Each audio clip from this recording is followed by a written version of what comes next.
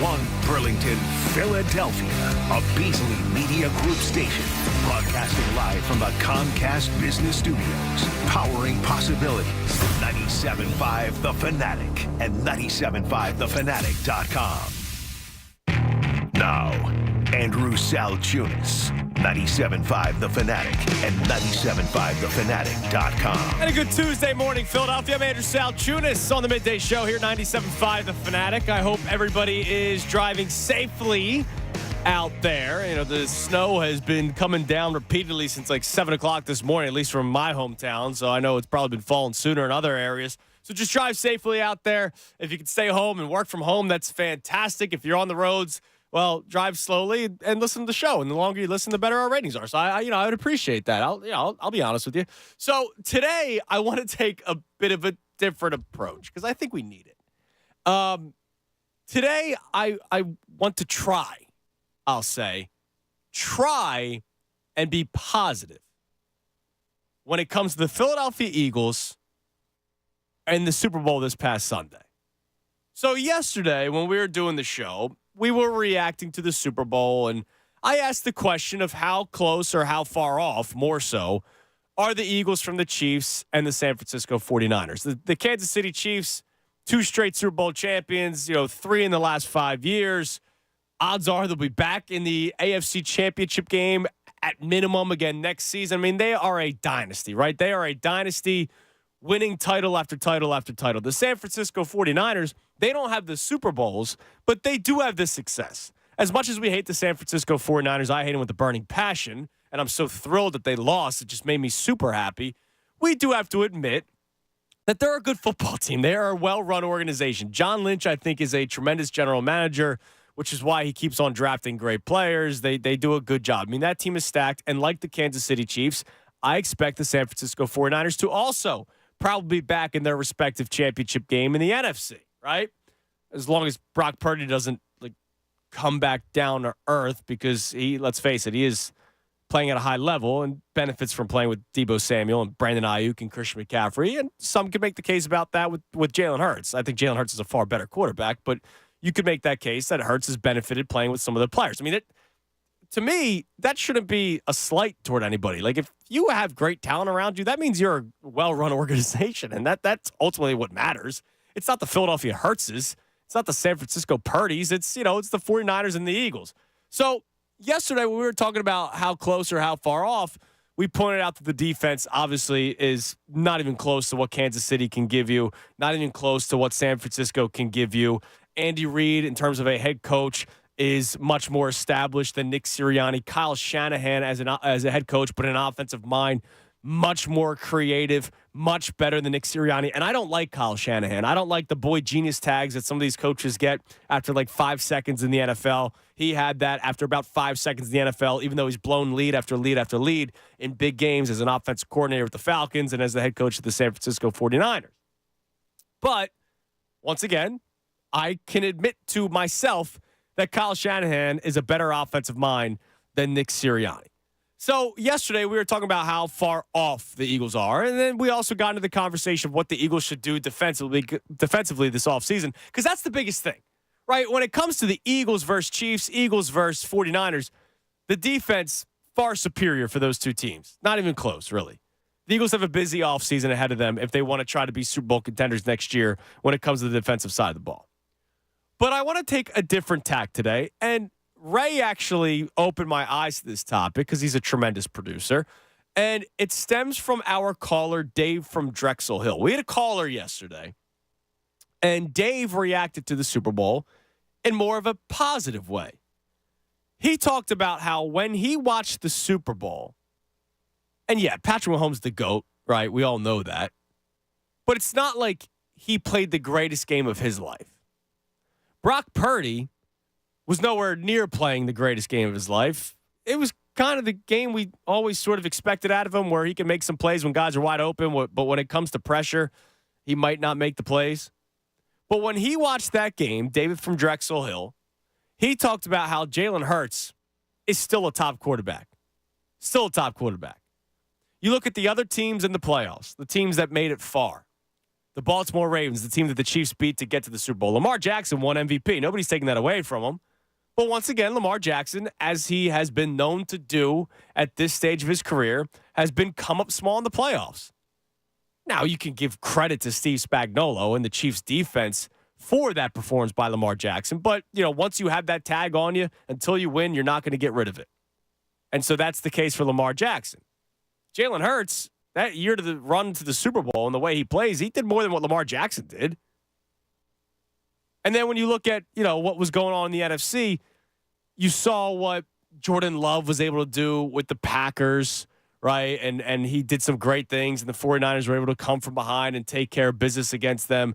But Jordan Love is showing some growth, but he still has much more to prove before we anoint him anything, right?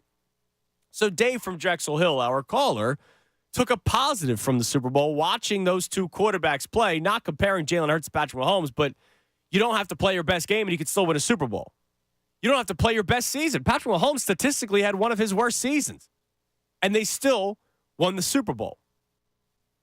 And as I've said time and time again, if there's anybody I could put my faith in to work on their game and to try to get better, it's Jalen Hurts. Now, Jalen Hurts getting better might not just be about talent. Jalen Hurts might also need to learn more about being a better leader. Now, I remember when Jeff McClain wrote a story, first said it in his podcast, then wrote a story about it. That dude got crushed. Jeff McClain got absolutely destroyed, and we're trying to have him on the show today. Then all of a sudden this weekend, Mike Garafolo of the NFL Network, I don't know if you saw this, Ray, Mike Garafolo of the NFL Network, they were doing a pregame show on NFL Live. He talked about how the Eagles want him to work on his leadership. Now, I find it interesting that Jeff McClain gets eviscerated for it, but now it's reached the national media members that Jalen Hurts needs to work on his leadership abilities. I think that comes in time. We forget that he's not 60 years old, right? Because he speaks like he's like a wise man, right? He's in his mid-20s, right? He's still very, very young. This was just his third year as a starter in the NFL, just his fourth year as an NFL player, period. I believe that Jalen Hurts can work on those leadership qualities. So if there's other takeaways from the Super Bowl that I got, one of them was offense. The Eagles have just as talented as an offense as those two teams. I would say more talented than what Kansas City has. Kansas City has Mahomes. But the Eagles have more talented wide receivers, not even close. Tight end, obviously, you give the nod to Travis Kelce. I don't see why the Eagles can't find an Isaiah Pacheco in the 5th, 6th, 7th round of the draft like the Chiefs did at the end of the draft. It's not like they drafted a number one running back. It's not like they drafted Bijan Robinson. They drafted Isaiah Pacheco, who's a hell of a back. But the Eagles should be able to find something like that in the draft. Or they can go out there and get a free agent on the final year of his deal like they did with DeAndre Swift, like they've done with Jordan Howard, like they've done with other backs in the past that fit what their team does. And when you do that, it could end up being a wash between the running backs. San Francisco, Deebo Samuel, Brandon Ayuk, yeah, they're tremendous players. So are A.J. Brown and Devontae Smith. Dallas Goedert's up there with George Kittle. The Eagles' offensive line is just as good as both of theirs. So if I were to look for a positive, the offensive talent is just as good, if not better, than those two teams that just played on Super Bowl Sunday. The biggest thing is the way the offense is run. And I now have to put faith in Kellen Moore to do that. Because what Nick Sirianni and Brian Johnson did was criminal. They held back this offense for an entire season, numbers aside. If Kellen Moore can bring the creativity that you saw Kyle Shanahan throw out there on Sunday, that you saw Andy Reid continuously throw out there on Sunday, then this Eagles offense should be right back to where they were 2 years ago. I firmly believe that.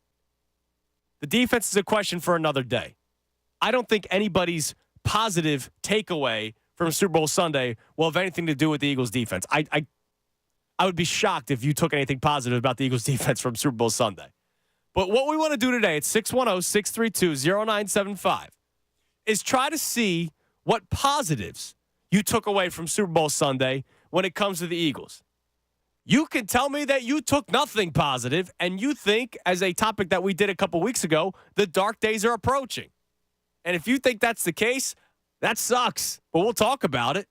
So I'd love to hear from you. What positives did you take away from Super Bowl Sunday when it comes to the Eagles? It's been so much doom and gloom. Yesterday was all about doom and gloom. The last couple of months was about doom and gloom. The Sixers with Joel Embiid's injury, doom and gloom, right? The Flyers situation, doom and gloom. It's been a rough 2-3 months. Today, I want to take a little bit of a different approach. It's a snowy Tuesday. Let's have a nice day in the Philadelphia area. 610-632-0975.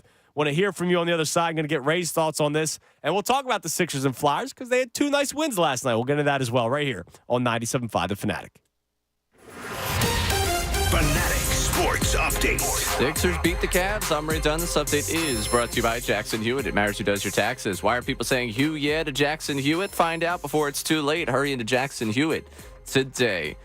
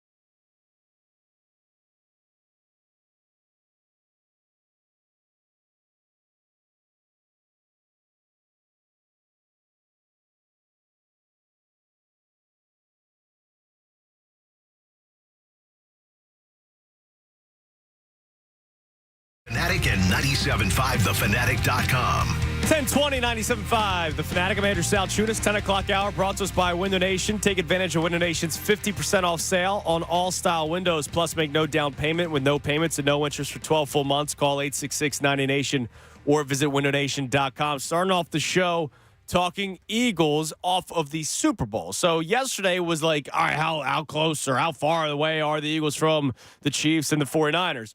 Today I want to kind of go with the positive spin because I think we need a little positivity in our life. So what did you take away from Super Bowl Sunday that made you feel good about the Eagles? And again, I credit Dave from Drexel Hill who brought this up yesterday, saying that what he watched out of Mahomes and Purdy didn't make him feel any worse about Jalen Hurts, even though Hurts had a eye test down season. But he felt good about Hurts. And it's funny. So yesterday, when we were talking about the defense and how much the Eagles need to do that next offseason and whether or not they should swing for the fences or if they should take the young and patient approach, there was a guy that responded to our Twitter poll yesterday that said, as long as they have Hurts, they're doomed, right? So, like, there are people that are still down on Jalen Hurts and will be forever down on Jalen Hurts. We talked about this a lot last season during the season. The second he started looking poor, that's when a lot of people who went quiet, who were very critical of Jalen Hurts, started creeping up from under the woodwork again. I was somebody who did not believe in Jalen Hurts. What I saw to Jalen Hurts 2 years ago changed my opinion drastically. I thought going into the season he would take a slight step back, but I still think he's a franchise quarterback. So I'm not all of a sudden going to be like that guy that goes, see, this is what I told you. I told you he wasn't any good. He failed in Alabama. That's why he had to go to Oklahoma. He's a second-round pick, blah, blah, blah. No, I still believe the guy's a franchise quarterback. And once more, if there's anybody I believe that can work their ass off to try to get better, it is Jalen Hurts. So I didn't understand that response to our poll yesterday, but I do know that there are people that feel that way. So what positives did you take away from Super Bowl Sunday in regards to the Eagles? I would love to hear from you on the phone, 610-632-0975. And I'll get Ray's thoughts on it in a minute, but I also want to talk some Sixers and Flyers today. The nice wins for the winter teams last night. The Flyers beat the Coyotes 5-3. Drysdale. Oh, yeah, this is the song, right? The locker room song. So good win for the Flyers. That's 4 straight. Drysdale at the goal yesterday. Lots. TK lit the lamp. Morgan Frost. Owen Tippett.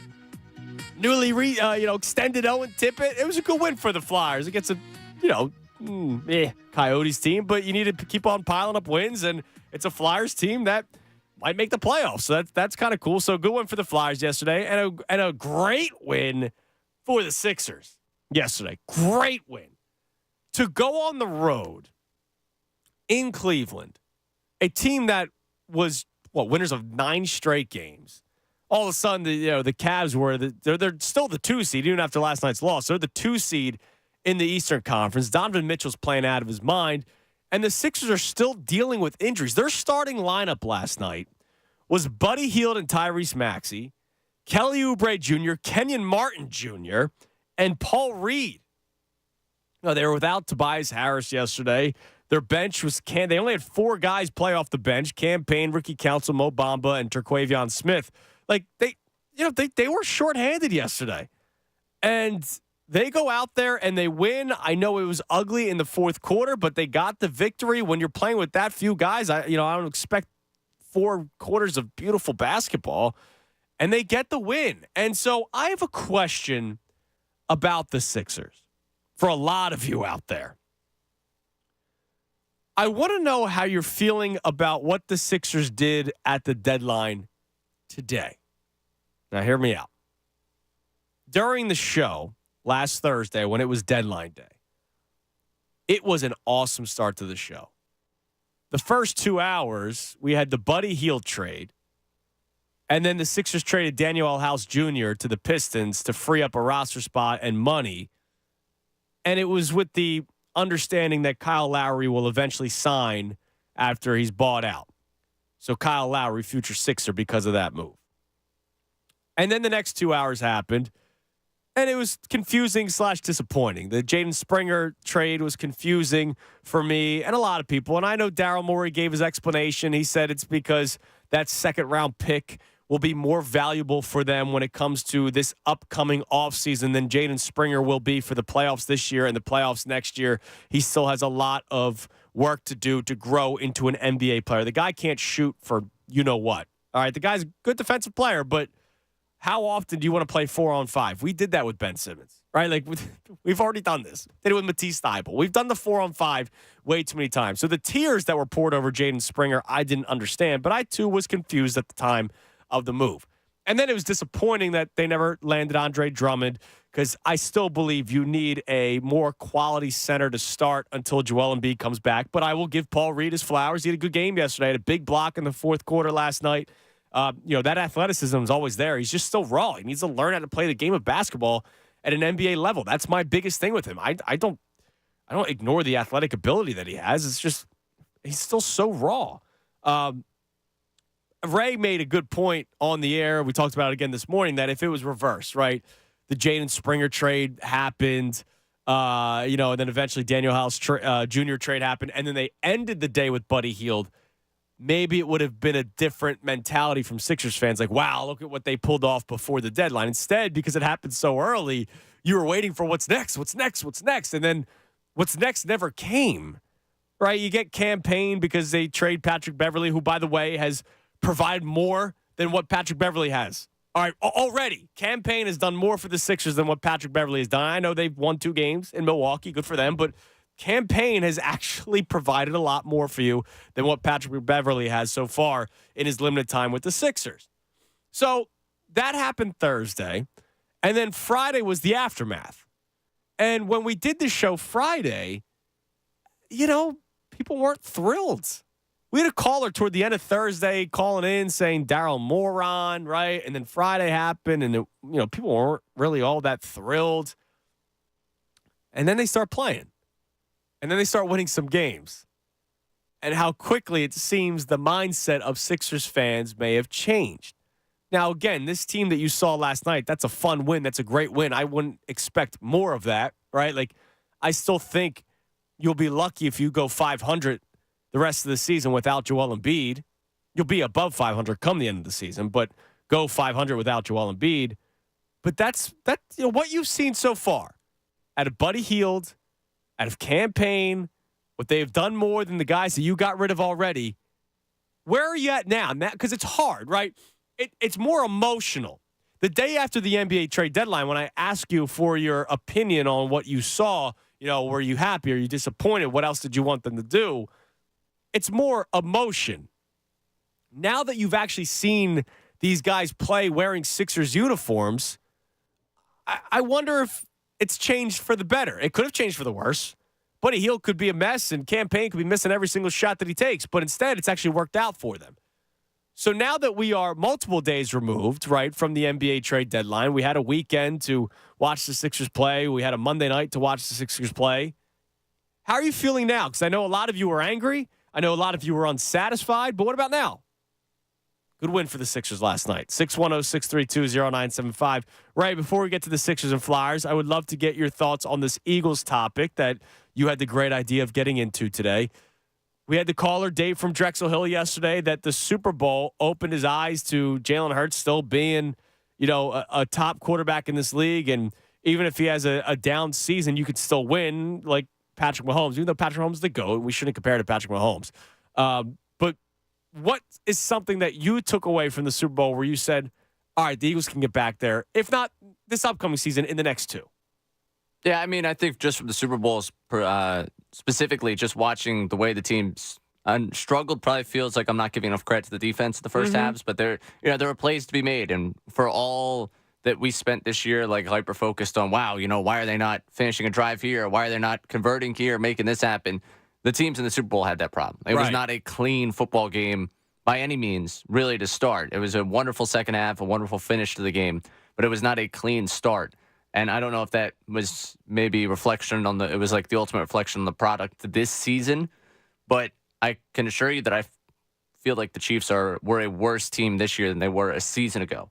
49ers were just about as strong as I think they were a season ago. I think they played at a higher level, but I think that the team they put out there is just about as good as it was a season ago. They got to the Super Bowl this year. So, I mean, I think the product, the level of teams, going in there? Was it a down year for the NFL? Was it a bad year for football? I don't know. That feels like a really, strong statement to make just based on a Super Bowl. But it makes me feel like the great team out there, the great organization, the one that goes into next season, like, wow, they're head and shoulders over everyone else. I don't know if I see one of those. Right. After this season. That's what we talked about all season. We talked about how the Eagles, remember at one point when they were 10-1, I kept on saying over and over and over again that they were the least flawed among all the flawed teams in the NFL. Now, eventually, that changed, right? As your opinions can change when you get more information in life, that's what happened with the Eagles. They became a very flawed team. Right. They became a very flawed team, and they were more flawed than some of the other flawed teams. But, yeah, the Chiefs weren't a perfect team. The Chiefs have the greatest quarterback in the NFL right now, arguably ever, as time continues, right? A great tight end, another future Hall of Fame tight end. And then what? Like, it's not like the offense is, like, scary. You're more worried about the Dolphins' offense than the Chiefs' offense. Now, am I more worried than Patrick Mahomes and Tua Tagovailoa? Yeah, duh. But you're more worried about what the Dolphins can do against you because of the skill players that they have. So it's not like the Chiefs' offense is like this big, scary monster. It's just trying to contain Patrick Mahomes, which the San Francisco 49ers, to their credit, did in the first half of that football game and even into the third quarter. And then when it comes to the Niners, you might have a ceiling with Brock Purdy. They might be good enough to be in the NFC Championship contender every single year, but you may have a cap with Brock Purdy. Quarterback play, holding back a talented 49ers team? Where have I seen this before? It's happened multiple times now. And I still believe that Jalen Hurts is more talented than Brock Purdy. I think Brock Purdy benefits not only with the talent, because, look, he's got to get the football to him, right? Like, that's the one thing I hate. If I'm going to be real, we were upset when Jalen Hurts would hear that kind of stuff, right? Anybody could play quarterback in that system. You still got to get the football to those guys. But I do think he benefits from playing for Kyle Shanahan, whereas I think Jalen Hurts was hampered by playing for Nick Sirianni and Brian Johnson last year. Yeah, and part of this, if we want to do the Purdy-Hurts conversation here, Purdy's signature moments this postseason come because he put the behind the eight ball early in games. Right. Like his signature moments are because he did not play a complete game, did not play well in those games. So you're coming back against the Packers. Listen, I was all go Pack go, but that's the 7 seed, man. You were trailing the 7 seed. You get your comeback victory because you beat a defensive coordinator that was on his way out, that was going to get fired. Right. And you were fighting to get there. You make the incredible comeback against the Lions, but why were you down in the first place? Like I get it. He's 2 playoff wins. He's now got an NFC championship. He's played in the Super Bowl. But, I'm not going to say that I enjoyed, but I definitely smiled and smirked a little bit when I saw the side-by-side posting of last year's Hurts Super Bowl stats versus this year's Hurts' were way better because he played the game of his life. And I don't see why he can't do that again throughout a season. Maybe not every single week, but like I'm not all of a sudden down on Jalen Hurts because they had that collapse. Does he need to play better? Absolutely. He did not have a good second half of the season. He didn't even have that great of a first half of the season, even though he was in, the gambling world. He was the front runner for MVP. Look, he needs to get better. And I do think part of it will be because of the coordinator. And I think Kellen Moore is going to help out a lot. Now, speaking of the 49ers, have you seen the drama on social media with one Brandon Ayuk? No. So I haven't heard the video yet, but his girlfriend posted a 10-second video on Instagram and or on TikTok, and it says, "Happy 49ers travel day of shame." And apparently she hinted at a possible exit for Brandon Ayuk. And then Brandon Ayuk's brother posted on Instagram with the eyeball emojis. Now think how do you think we will handle this in Philadelphia? People pooped their pants when A.J. Brown deleted his Instagram or scrubbed his Instagram account and deleted his Twitter, right? Pooped their pants. Oh, my God, A.J.'s going to work his way out of here. Brandon Ayuk's brother posted the eyeball emojis. This is the exact reason why we're leaving San Francisco. Thank you, 49ers, for drafting my brother. We are forever grateful. Back BA to Vegas. Brandon Ayuk to Vegas. Wow. He followed up with, why does your all-pro 1,300-yard receiver have 3 catches in the Super Bowl? And then Brandon Ayuk posted himself. Don't forget what got you there with the eyeball emojis. How do you think we'd be handling that right now? It would be a disaster. We just watched our team lose in the Super Bowl, blow a lead, which we went through last year. Think about it. This is why I hate this 49ers team, right? The Eagles lost the Super Bowl. We were devastated. They didn't make excuses. Every once in a while, you heard the slippery field pop up, right? Right away, the 49ers. By the way, every 49ers player was on social media. That is the weakest team I've ever seen. Every 49ers player, after they lost the Super Bowl, I saw a lot of it yesterday because, I wasn't up until the wee hours of the morning, Super Bowl Sunday and the Monday morning. I came in here, I did the show. I focused more on the show than what players on the Niners were saying on social media. Dude, it was nonstop. Nonstop. They have been nonstop complaining, defending themselves, and all kinds of stuff. And it's like, man, get offline, guys. For your own good, get offline. Of course you're going to see a lot of heat. You just lost the Super Bowl. You lost a lot of money for a lot of people, right? Like, that's going to happen. And now Brandon Ayuk is talking about, he himself is putting out a Instagram post about, remember what got you there? Oh, my God, dude. Pretty awesome. It's extremely awesome. I kind of hope that fractures the entire locker room. It would be nice. I would love that team to just completely fall apart. It'd be awesome. And I will quickly take any of their players. Yeah, listen, Brandon Ayuk, I know a place where villains are welcome. Like, hey, man. Hey, Debo. I know we had our differences in the past. I would take him in a heartbeat. Dude. Yeah, I know I would too. But I'm gonna sit here. I'm gonna sit here. AJ Brown, Devontae Smith, Debo Samuel. I'm gonna sit here and I'm gonna pretend like I don't want him. But yeah, Debo, if you want to come here, I know we had our differences, but hey, CMC. No, you know what has to happen? What has to happen? We lost DeAndre Swift, our 1,000-yard rusher. How about that's a good point. You come here. It's a good point.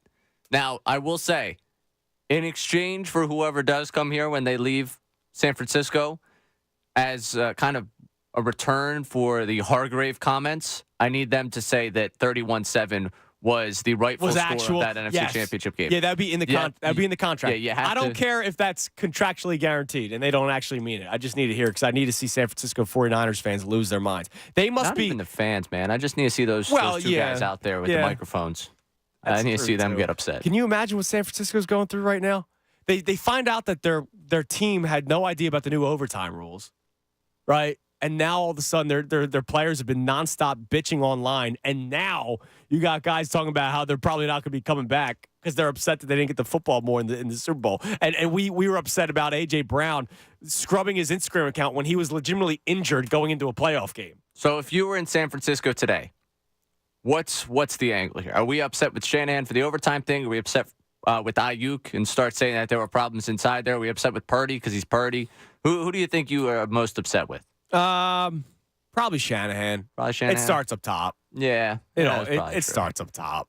I'm probably going with we can't win with this Purdy guy. I'm sure they're starting that already, which is great. All right, so we'll continue this Eagles positive conversation because I know that people are missing it. I think people need a little dose of positivity in their lives. But the Sixers and Flyers, they gave us a dose of positivity last night. Nice win for the Flyers. But Ray, man, that Sixers win last night without Joel Embiid, as we know, without Tobias Harris, without Nico Batum. I mean, you're playing undermanned yesterday. Kenyon Martin Jr.'s in your starting lineup yesterday. And you go into a tough spot with Cleveland. Cleveland's red hot. And you pull away a win. I mean, that's a game where I hope that changes the attitude shown toward the Sixers a little bit. It helps that Buddy Hield's looked as good as he has. It has. And I think that's going to change a lot of people's mentality because I think for some people that were just looking to be upset, Buddy Hield's a big thing that we're doing this. We should have gotten Buddy Hield years ago. Well, yeah, years ago would have been nice, but guess what? He's looked really good. Fits like a glove with this team right now. Yeah. And it's been fun to watch. And late, big shot. Big shot. And Campaign's been playing well for you off the bench. I mean, look, here's how I know things are good. My man, the Guru, has not been sending me 18 tweets. Oh. Right? Like that, I could tell that he thinks things are going well right now. Why don't you say it, Guru? Say it. I would love for you Say you like to what's chime happening. in at 610-632-0975. Your thoughts on the Eagles and the positive takeaways you can get from the Super Bowl, if any. If not, feel free. Tell me there's nothing positive to take away from it, and we'll talk about it. We'll see what the Eagles can do this offseason to get back to being Super Bowl contenders. But when it comes to the Sixers after that win last night, I know a lot of you were down in the dumps after the deadline. And then the next day, you guys were quiet. It was almost like you watched the window get shut for a lot of people. That window, knowing that hoping, I should say, that Joel Embiid could come back, will always be open. And what you have seen so far, the players that the Sixers acquired, and what they have done so far in Sixers uniforms, has that changed your attitude a little bit with this team? Because I know it's a toxic relationship. I heard the best show ever talk about this the other day. We talked about it last week. The toxic relationship between Sixers fans and Joel Embiid, Sixers fans and the team in general. A couple of wins like that, look, love is in the air. Tomorrow's Valentine's Day. Speaking of which, I have a pair of Sixers tickets to give away at some point during the show. I'll tell you how you can do that in the 12 o'clock hour. We have a lot in store for you. Would love to hear from you at 610-632-0975. Coming up next, speaking of the Eagles and this offseason and what they can do to get back to the Super Bowl, being Super Bowl contention, even if that's like a 2-year plan, ESPN.com did one of their, ESPN Plus articles. So I'm your guy. I'm your hookup. I'm your connect when it comes to the ESPN Plus. They did a dive into what teams should be doing across the NFL via trade, via draft, via free agency, keeping players, getting rid of players. Obviously, they do one about every single team. So I'll tell you what they're saying about the Eagles. Maybe we get a national perspective on that. We'll do that next right here on 97.5 The Fanatic. Fanatic Sports Up.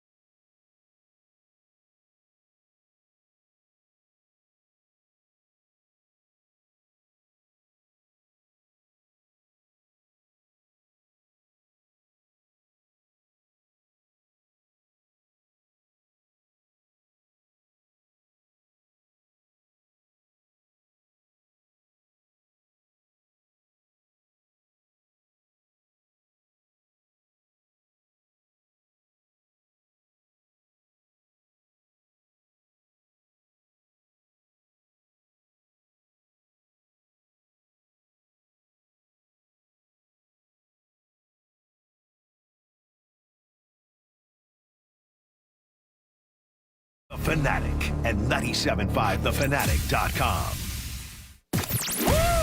Andrew Salchunas, 97.5 The Fanatic and 97.5thefanatic.com. It is 10:51 on the Midday Show. I'm Andrew Salchunas here on 97.5 The Fanatic. Right, we got latest beef or update on a continued beef. I just saw Brandon Marshall has his podcast. Is he I Am Athlete? Or is it, he used to be, maybe somewhere else now, whatever. Everybody's got a podcast. Nobody's inviting me on. He heard a story. Apparently, Taylor Swift got Kanye West kicked out of the Super Bowl. Because remember, there was the moment at the MTV Awards. What was that? Was it the Grammys? I forget. Years ago. Yeah, it was years ago. Yeah, years ago, and he walked up on stage. That was insane. But yeah, apparently, according to Brandon Marshall, Taylor Swift got Kanye kicked out of the Super Bowl. He was apparently in Katy Perry's booth. So she got ties with Goodell in the NFL now? Listen, I don't know all the facts. How's that here. even possible? Yeah, I don't know all the facts here on this one. Imagine you're at a Phillies game this summer, and you see me in a different section. Because you got pull. You're there all the time. Obviously, yes. You're there. Yeah, they know me. They know. No, they don't know me, but they know my card number. That's for sure. You funded Harper's contract. That's a great point. Him asking for an extension was terrifying for me. So you go, Mr. Security personnel. Mm-hmm. See that guy over there? I don't like him. Get him out of here. I mean, that checks out. Do you think you have that kind of pull? No. Do you think Taylor Swift has that kind of pull? For another celebrity. Like, it's not like she's getting some drunk who's like just screaming in the... Like, I don't buy this story for a second. No, and I don't buy this story for a second at all. And I'll be honest with you, like, again, not knowing all the facts, would I be shocked if Kanye West got Kanye West kicked out? And this is a PR spin? Right. Like... Maybe. But come on. This is just ridiculous. Yeah, it's a ridiculous thing to be running with here. But hey, why not? Yeah, it's gonna get some clicks on that's the. Exactly it's gonna get some clicks on the podcast. You mentioned Taylor Swift, and yeah, exactly. You're golden. That's the only reason why I brought it up, because I know listeners are gonna come in now. Yeah. That's how it works. It's the Taylor Swift bat signal. As soon as I say Taylor Swift, we get a bunch of people start listening. That's how it works. Yeah. We sure. don't send out, like, you know how we could send out the messages like, hey, Adam Schefter's going to be joining the morning show. The alerts. We got notifications. Oh, yeah, the alert just came through. Yeah, so okay, I was just making Andrew's sure. talking about Taylor Swift. Tune in now. Yeah, tune in now. Exactly. Middays. That's what I figured how it works. Sorry, I forgot to fire off to the most recent update. Speaking of the Super Bowl, he was not kicked out of the Super Bowl. Jeff McClain was there. So Jeff McClain, obviously covers the Eagles for the Inquirer, was at the Super Bowl writing for the Inquirer. Obviously, there's the Andy Reid connection. So we're going to be joined by Jeff McClain coming up at 11:30 in the next segment. And the reason why I want to have him on is I want to talk about what we got into yesterday and what we're getting into today. It's twofold, right? Yesterday's conversation was about how far off are the Eagles from the 49ers and the Chiefs. The Chiefs, the team that is now a dynasty, winning 3 Super Bowls in the last 5 seasons. You expect at this point for them to be back in the AFC Championship game at minimum next season, if not back in the Super Bowl again. The San Francisco 49ers have not brought home the Lombardi Trophy, but they have been in NFC Championship games and Super Bowls over the past 6 years, right? They have been there. So you have to expect, based off of the talent that team has, that they will probably be back in the conversation next year, right? I know ESPN, I'll bring up this ESPN article that I was telling you about what the Eagles should do this offseason, what other teams in the offseason should do. They already put out their power rankings for next season, right? I know that's your favorite segment. The 49ers are already 3rd, right? Yes. And our power rankings are brought to you by... It is Tuesday. Go ahead, hit it. No, it's okay. Okay. It's okay. The no free promo. 49ers, they came in at number 3. The Chiefs coming in at number 2. The Baltimore Ravens, by the way, coming in at number 1. And in case you're wondering, the Eagles did come in at number 8. And I'll give you the write-up of that at some point. But, the bottom line is those 2 teams are going to be back in the conversation, right? Like, this past offseason, going into the 2023 season, what did we talk about? Super Bowl or bust? Over and over and over again. It was an awfully boring offseason, right? of sports radio fodder, of Super Bowl or bust. It was the same thing over and over and over again. Now it's how can you get back to the Super Bowl this year? Like, what do you have to do? And they have to revamp the offense. They have to revamp the defense. We have to see if Nick Sirianni can be a CEO head coach. We have to see if Vic Fangio can get the players that he needs to run his system. We need to see if Kellen Moore can run this offense the way we saw it run 2 years ago and not the direct that we watched last year, right? So what we did was talk about how far off the Eagles were because those two teams are still going to be in the conversation this upcoming season, whereas the Eagles need to fix things.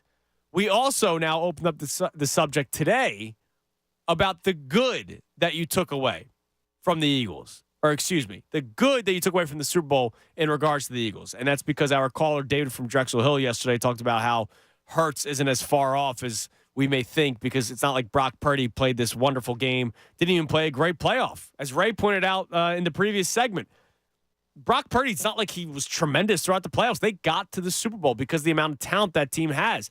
Patrick Mahomes did not play a great regular season. They got back to and won the Super Bowl. Even though he's the GOAT, and we shouldn't compare Jalen Hurts to Patrick Mahomes at any point the rest of their careers, you can point out the fact that he didn't have a great year and they still won the Super Bowl because they have a culture and a well-built team, and hopefully the Eagles can get back to that. So would love to hear your thoughts on it at 610-632-0975. That's why we're going to have Jeff McClain coming up at 11:30. We'll also get his thoughts on the Super Bowl itself because he was there.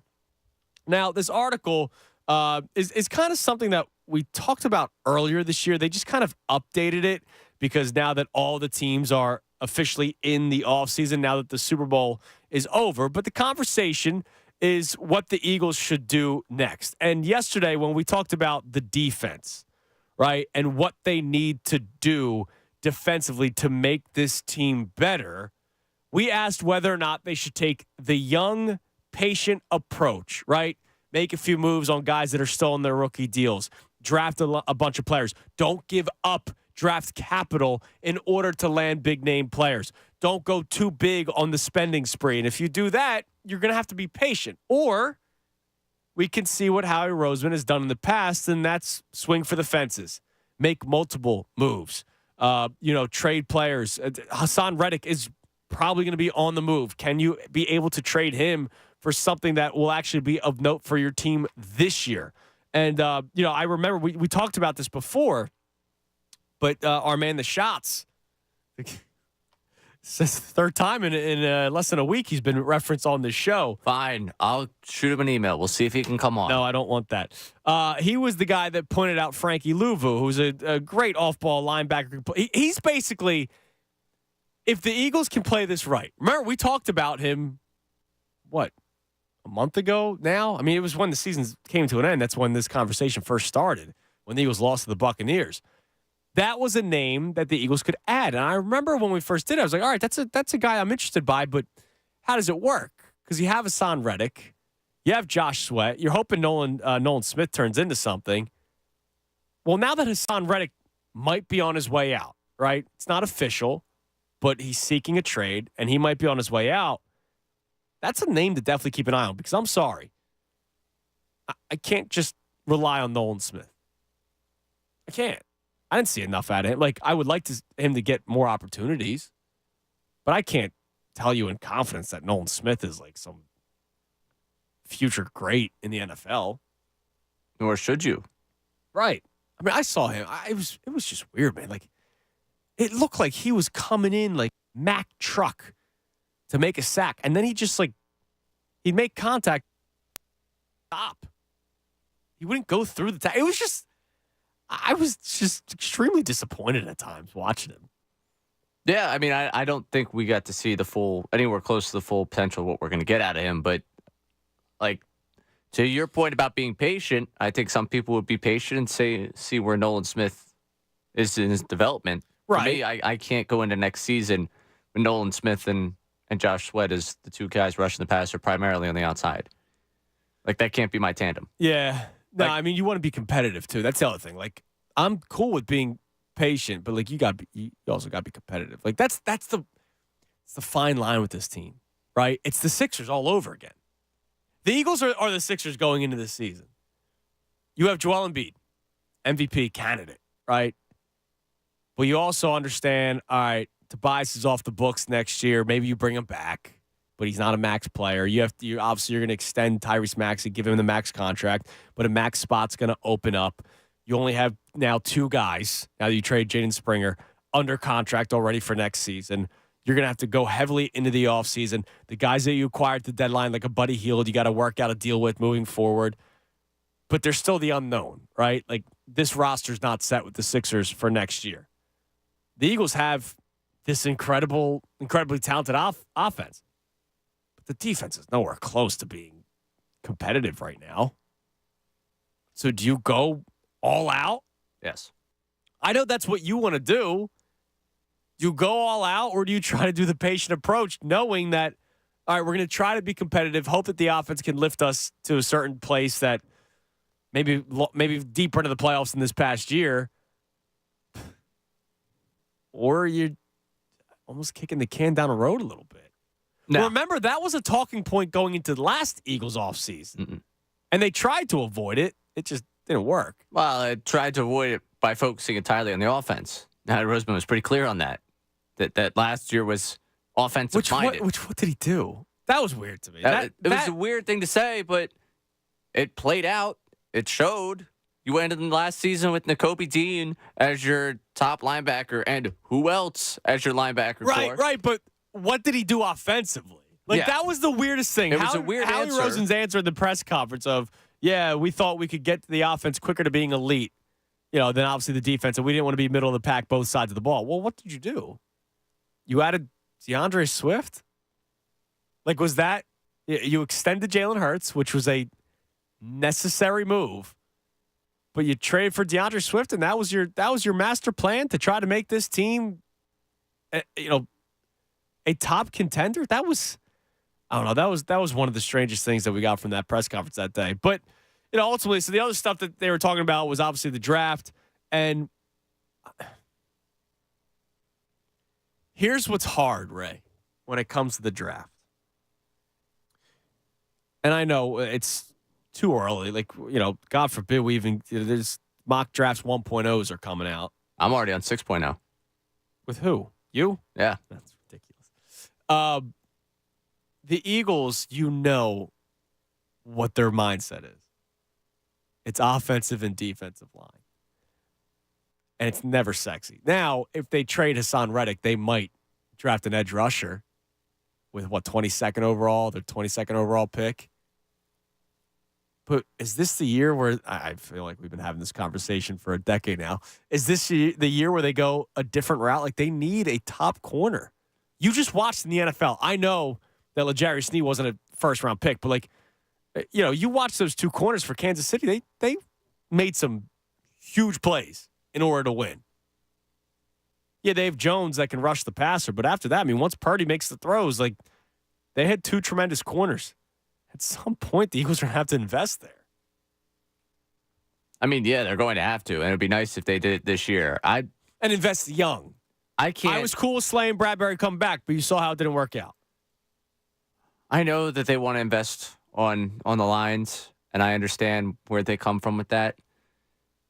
We've seen the past 2 years 3 first-round picks be spent on that defensive line, on that defensive front, at least. Yeah. Listen, I can't have you we didn't hit on that one, so we're going to go back to the well here. I need some other fortification of this team. We start talking about what's coming down the line and being patient and developing young players. Listen, this is your succession plan. This was your plan. At some point, you got to cut it loose and make it happen with these guys. This is between Davis, Carter, Smith. That's 3 first-round picks. That's 3 first-round picks. And if they don't pan out, Carter, I think, expect to pan out. But if Jordan Davis is just a rotational guy, Nolan Smith is just a rotational guy, that sets you back when you don't hit on those picks, man. And that's the one scary thing. If I'm preaching the be patient route, go young and be patient on the defensive side of the ball, then that's one thing that I have to be cognizant of is the fact that they have tried drafting defensive players early and it hasn't necessarily worked. So here's your draft history. So the other day, yesterday, when we were talking about the Chiefs and the success that they've had, a lot of it is because of the youth movement that they made defensively. right? Jones is the second highest paid player on that squad, but a lot of the guys, I mean, you start looking down the cap hits for the players on the Chiefs. It's Jones and Mahomes. Mahomes number 1, Jones number 2. Obviously, Travis Kelce's in the top 5, but a lot of the guys are offense. It's offensive line, which is what you should do. Protect your quarterback, especially when you have the GOAT in Patrick Mahomes, and then you have to hit in the draft. So yesterday we went through the drafts for the Chiefs since 2020, guys that are still on the team. The Eagles since 2020 have drafted defensively heavily. Now the problem is your first defensive player taken in 2020 was in the 3rd round. And it was a guy that didn't play football until college, and Davion Taylor. Then he drafted Kayvon Wallace in the 4th round, and people got excited for him because he was a safety out of Clemson. Not the same. Sean Bradley in the 6th round. Casey Toohill in the 7th round. Probably not enough draft capital to spend when you're trying to build up a defense, but, they were trying to get a wide receiver for their quarterback at the time, and they took Jalen Reagor, not Justin Jefferson. I should stop going back to 2020 because it just still makes me feel a certain type of way. 2021, you didn't draft a defensive player until the 3rd round. It was Milton Williams, who I like what I've seen, but again, just a rotational guy. So far you have guys that are not on the team anymore, not in the league. Davion Taylor's not on a team. By the way, I looked up his history yesterday. He is on a practice squad, and of course it was with Jonathan Gannon. He's with the Arizona Cardinals. So your guys that you drafted defensively in 2020, Davion Taylor's gone. Kayvon Wallace isn't going to do anything for you. Sean Bradley will probably come back on a cheap 1-year deal after he got hurt for the season, but he's really just a special teams guy. And then Casey Toohill, is he even on the Eagles anymore? No, he's on the Commanders. And then 2021, Milton Williams is your first defensive player that you took in the 3rd round. He's a rotational guy. Zach McPherson in the 4th round. I didn't like him out of the draft, and he's become just more so a special teams guy. They hope that he could play in the slot, but you still have Maddox in front of him. Marlon Tuipulotu, he wasn't even dressing every single week this year. Patrick Johnson, more of a special teams guy. And then you get to the last 2 drafts where you're like, all right, they're spending, finally, high draft capital. Jordan Davis, rotational player. Nakobe Dean in the 3rd round. Jury's still out, but I don't feel great about him. Kyron Johnson in the 6th round. What is that really going to do for you? And then last year, Jalen Carter, who we're all excited for. Nolan Smith, who once again, we can't do revisionist history. A lot of people thought he could go to the Eagles at 14 or 12, whatever he was at. The Eagles were at before the trade, 10. They got him at 30. So I'll take that. It's just we haven't seen much yet. And then Sidney Brown, he'll be a starter for you with a lot of room to grow. Keely Ringo, he might start. We'll see what ends up happening with James Bradbury. And then Moro Ojomo, who also wasn't playing every single week, only dressed for 8 games last year. That's the one scary thing when it comes to my approach. The fact that I want them to be patient and go young, and if they don't hit, then you're never going to be a contender again. The issue with the be patient from my vantage point is being patient to me means that it's not so much your draft this year, it's that you trust everything that's already been drafted. Right. Because they do have young players on defense, but it's about them stepping into that next role. And part of being patient, I think, would involve, they tried to be patient. They tried to go young and be patient with Dean and Blankenship. That was, we're going to put veterans next to those guys, and they're going to lead our defense. And, Dean was underwhelming when he was on the field and wasn't on the field a ton. Blankenship had, the biggest play of his season was probably the fact that his forearm ends up underneath someone's foot and ends up being out of bounds. He had a pick against the Commanders. Okay, sorry. Yeah, that's right. They did get one stop against the Commanders this year. Yeah. So I think the issue with that, this patient approach to me, when we talk about it, as I look back at 2021 and I remember the conversations that were had with that team with defensively. Well, Gannon just gets guys to fill. They don't really have the personnel defensively. If they get guys, they can make this work. Well, you go into 2022 and you start to piece it together. And part of going all in with that team was, getting a C.J. Gardner-Johnson before the season, right before the season, and plugging that hole. And, you bat 1,000 there. You end up bring in Hassan Reddick. You spend the money to go get the edge rusher. That's a difference maker for your team. It just so happens to work out that Edwards was one that you hit on. White comes in, and White looks decent enough next to Edwards. Bradbury ends up, getting released, and, life is a full circle on this one. He ends up here, and they end up having a good season. It all kind of came together with, for a year. For the year. And then you're back to where you're at. And, there needs to be sustainability with the way they build this through the draft, but I don't really want to wait for draft picks to, we talk all the time about baseball with the unknown versus the known. Right. I'm cool. You go get some known commodities here, and we try and turn this up for next year. But then here's the other problem. Then how many known commodities can you get that stay under the cap? Because that's the other thing. Like Jalen Hurts is getting paid now. Your offense is a lot of money invested. Right now, if you look at the cap hit right now versus down the line, now's the time to spend. Now's favorable. Right, yeah. Now's favorable. And then you know that Howie Roseman down the line can work things out with the cap. He's a cap wizard. It's going to be interesting what they end up doing this offseason. The number to climb in, 610-632-0975. Coming up next, Jeff McClain, The Inquirer, Inquirer.com, will join us at 11:30. He was in Vegas for the Super Bowl. We're going to talk about how far the Eagles are and how close the Eagles are in certain aspects of the roster with the teams that were in the Super Bowl. Again, the Kansas City Chiefs and the San Francisco 49ers. Also coming your way next, we'll reset the show, but another player signed in Major League Baseball, not to the Philadelphia Phillies, a player that we had our eye on. We'll talk about that next right here, 97.5 The Fanatic. Fanatic Sports Update. Sixers beat the Cavs. I'm Ray Dunn. This update is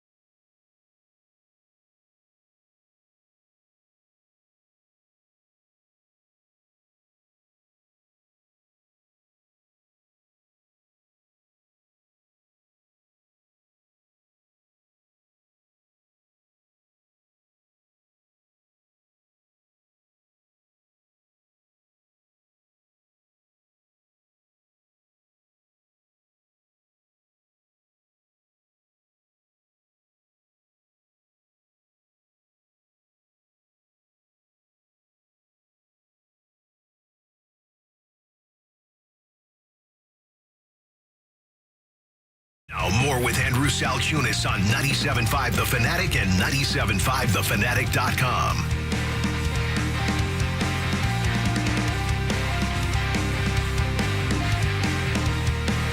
11:21, 97.5 The Fanatic. It's the midday show. I'm Andrew Salchunas, 11 o'clock hour. Brought to us by Golden Nugget Jewelers. That's where Philly gets engaged. Coming up at 11:30, we will speak with Jeff McClain. He was at the Super Bowl, and we'll talk to him about the Eagles and how they compare to the Kansas City Chiefs and the San Francisco 49ers, both good and bad, right? Because we all know, obviously, the Eagles need to improve after what we saw last week, or the last 2 months of the season, I should say. They need to get better. And defensively, they need to get better. And I'll ask Jeff what he thinks the Eagles will do. Now, I will tell you right now, I already know one of the answers. Well, with Howie, anything can happen. I already know that. But I just wonder if he's hearing whether or not they're going to take a different approach with the defense this season. So we'll talk to Jeff coming up at 11:30. But I mentioned it before we went to break. There was another signing in Major League Baseball yesterday. Or was it this morning? I saw it this morning. Was it this morning? I think it was last night. It was last night? Okay. The San Francisco Giants signed Jorge Soler, a guy that I had my eyes on, a guy that in Citizens Bank Park should be able to hit 40 bombs for you. The only problem is he got a 3-year deal from San Francisco, which by all accounts is like the only team that offered him a multi-year deal. Remember, he was in Miami for just 1 year. He was in Atlanta at one point for just a season. But Jorge Soler, I mean, he's a guy that, like, you just go, huh, a guy like that might be good for your team. Last year with the Marlins, 36 home runs. The year before that with the Marlins, in just 72 games, he had 13 home runs. The year before that, Kansas City, then he gets traded to the Braves where he wins the World Series and was World Series MVP, if I'm not mistaken, right? Wasn't he the MVP for the Braves? Won those series, yeah. So he had 27 home runs that year. COVID year, he only has 8 home runs in 43 games. But in 2019, 48 bombs. And that's when he kind of came onto the stage. Before that, he wasn't really known for being a power hitter when he was with the Cubbies. And then the first couple of years with Kansas City, he wasn't even a full-time player. But he became a full-time player in 2019 and hits 48 home runs, 27 home runs, 13 home runs in 72 games, 36 home runs with Miami last year. That's a guy where you go, yeah, that would be nice. Now, 2019, his best year, he also led the league in strikeouts, which that's another thing to, I guess, be cognizant of. He had 141 strikeouts last year. Obviously did not lead the league. That was Kyle Schwarber. He's one of those guys that makes sense to have played for the Phillies, right? Power hitter that isn't necessarily a consistent contact guy, but bats from the right side of the plate. I'm surprised we never even heard like a rumor that the Phillies were in on him. They were last year, I remember, and then he never left Miami. I was just surprised that we didn't even hear a rumor about him. Yeah, I'm a little disappointed. I'll be honest. Because you already know Harper's at first and Schwarber's your DH. So your outfield of Castellanos in right field and Marsh and Rojas. And that's the thing. The spin on this one and the reasoning you'll get for this is that they're looking for a fourth outfielder. So you're not paying him $42 million. No, you're paying him to be a years. starter. Right. So you're not spending that money there for a fourth outfielder. He would likely slot in. Like if you put him in your lineup, he's probably in left, and you're moving Marsh into center, and you're platooning Marsh and Rojas, or you can start. Remember the original plan was Rojas starts, in the minor leagues, which is such. It's probably not going to happen. Yeah. Not happening. Look, I like Rojas. Defensively, the dude's already Major League Baseball player, right? Like there's no question about that. Already as a defensive player, Johan Rojas is a Major League outfielder. You saw that he could not hit consistently enough at all. I mean, he was an automatic out in the playoffs. He could not make contact. Did he finish up below 100 right in the playoffs? Like he was abysmal offensively. And you're putting in a lot of stock that he's going to be able to hit around 200. Because I know you're going to be batting him ninth and you hope that the defense makes up for the lack of average. I understand that. I'm cool with that. But if he doesn't, now you're relying on the trade deadline to maybe acquire a starting outfielder? Because there's nobody in the system. I know Justin Crawford, but he's, another couple of years away? Like, there's nobody in the system that's probably major league ready right now. I love the Weston Wilson story, right? Like, I love all, but like, we're talking World Series window. And that's why I remember when Jock Peterson's, like, it made sense to bring in a Jock Peterson, and they didn't get him. That's fine. The fact that they were never even linked to Soler confused me. And I think it's just because they're looking for that fourth outfielder. And I think also, like, had this taken another 2 weeks, had Soler sat there on the market, and we're getting close to March. It's, where's Soler going to end up? Is there still the money out there that you think you're going to get? Maybe that works out. Like, I'm not going to be surprised. Why can't you be aggressive? But aggressive, 3 years, $42 million for a guy that you believe is your fourth outfielder. Like, that, the fit to me isn't there. But is he your fourth outfielder, or is he automatically your starting left fielder? I would prefer that, but I don't think... That's what I'm saying. Like, he's automatic. You sign Jorge Soler, he's automatically your starting left fielder. Listen, I would like him in their lineup. I would have wanted Soler if this was the path they're going down. The way they're going about operating this offseason, I can't sit here and say I expect them to end up with Soler. Like, it doesn't seem like... This offseason, it seems like they're running it back. Which, running it back, all right, you had a team that was in the World Series 2 years ago and in the NLCS last year. Yeah, running it back to the point, again, 2 weeks from now. Like, when we're sitting here and we're close to March, like, pitchers and catchers report tomorrow. If you have not heard the update yet, I'm thrilled. I know. I'm fired up. I can't wait. It's great. The sights and sound. Baseball's back, baby. Yeah, even though it's snowy today and I'm freezing and, whatever. I think 2 weeks from now, we're talking February 27th. We get close to March. I think the way they see this is we're running it back to the point of, oh, wait, this guy's still available out there? Let's take a dive at him. There's like Jordan Montgomery is one of those guys. That's a name that'll, right. Snell's another name that'll come up when it comes to these types of things. Like, at some point, like, the market's going to... It wouldn't be new for the Phillies. They literally did 100 days with Bryce Harper, right? Like, it wouldn't be anything new with them. And it's unique in this situation just because it's going to be... Did the market fall apart for someone? Or did the market not materialize the way they want? And now you get a chance to play for a contending team. The Phillies give you a contract that's beneficial to you, but also beneficial to them. Like, you're not... At some point, it's how long are you going to wait? For these pitchers especially, how long are you going to wait before you're in a major league camp? Like, I know you're going to get stretched out on your own, but, pitchers and catchers report tomorrow for a reason. Right. You're building up to get to the start of the season. And I know, I've heard Ricky talk about before what spring training is and what it's, what it's become. Right. Are you really pitching your way into shape in spring training? No, Aaron Nola threw 4 innings as his longest outing. Right. It's now... It's longer before you get in front of the coaches. It's football. It's the first 4 weeks of the regular season are now your preseason. The first month or two, for pitchers at least, is spring training. I mean, that's what they're starting to do, and you value a guy that can give you 6 strong innings in the middle of the summer, more so than a guy that can give you 8 or 9 and potentially be out of gas in the back end of the year, which I guess is a smart approach. I don't know. I wish. The fact that they weren't even linked to him is confusing to me. There must be something, right? Like, we always hear about the team that was quiet and waiting in the weeds, right? The mystery team. I guess we'll find out as the offseason continues. But Ray's mentioned it multiple times in the update. Pitchers and catchers start tomorrow. All right, we're gonna get back to we'll talk some more Phillies as the offseason continues. We're not really there just yet. I just wanted to react to the news on hand that there was a signing in baseball today, a guy that I would have been interested in, and they didn't get him. We have some Sixers talk on the table today, but obviously it's still Eagles town. And we have a lot of Eagles topics that we can always go to, especially when the Super Bowl just happened 2 days ago.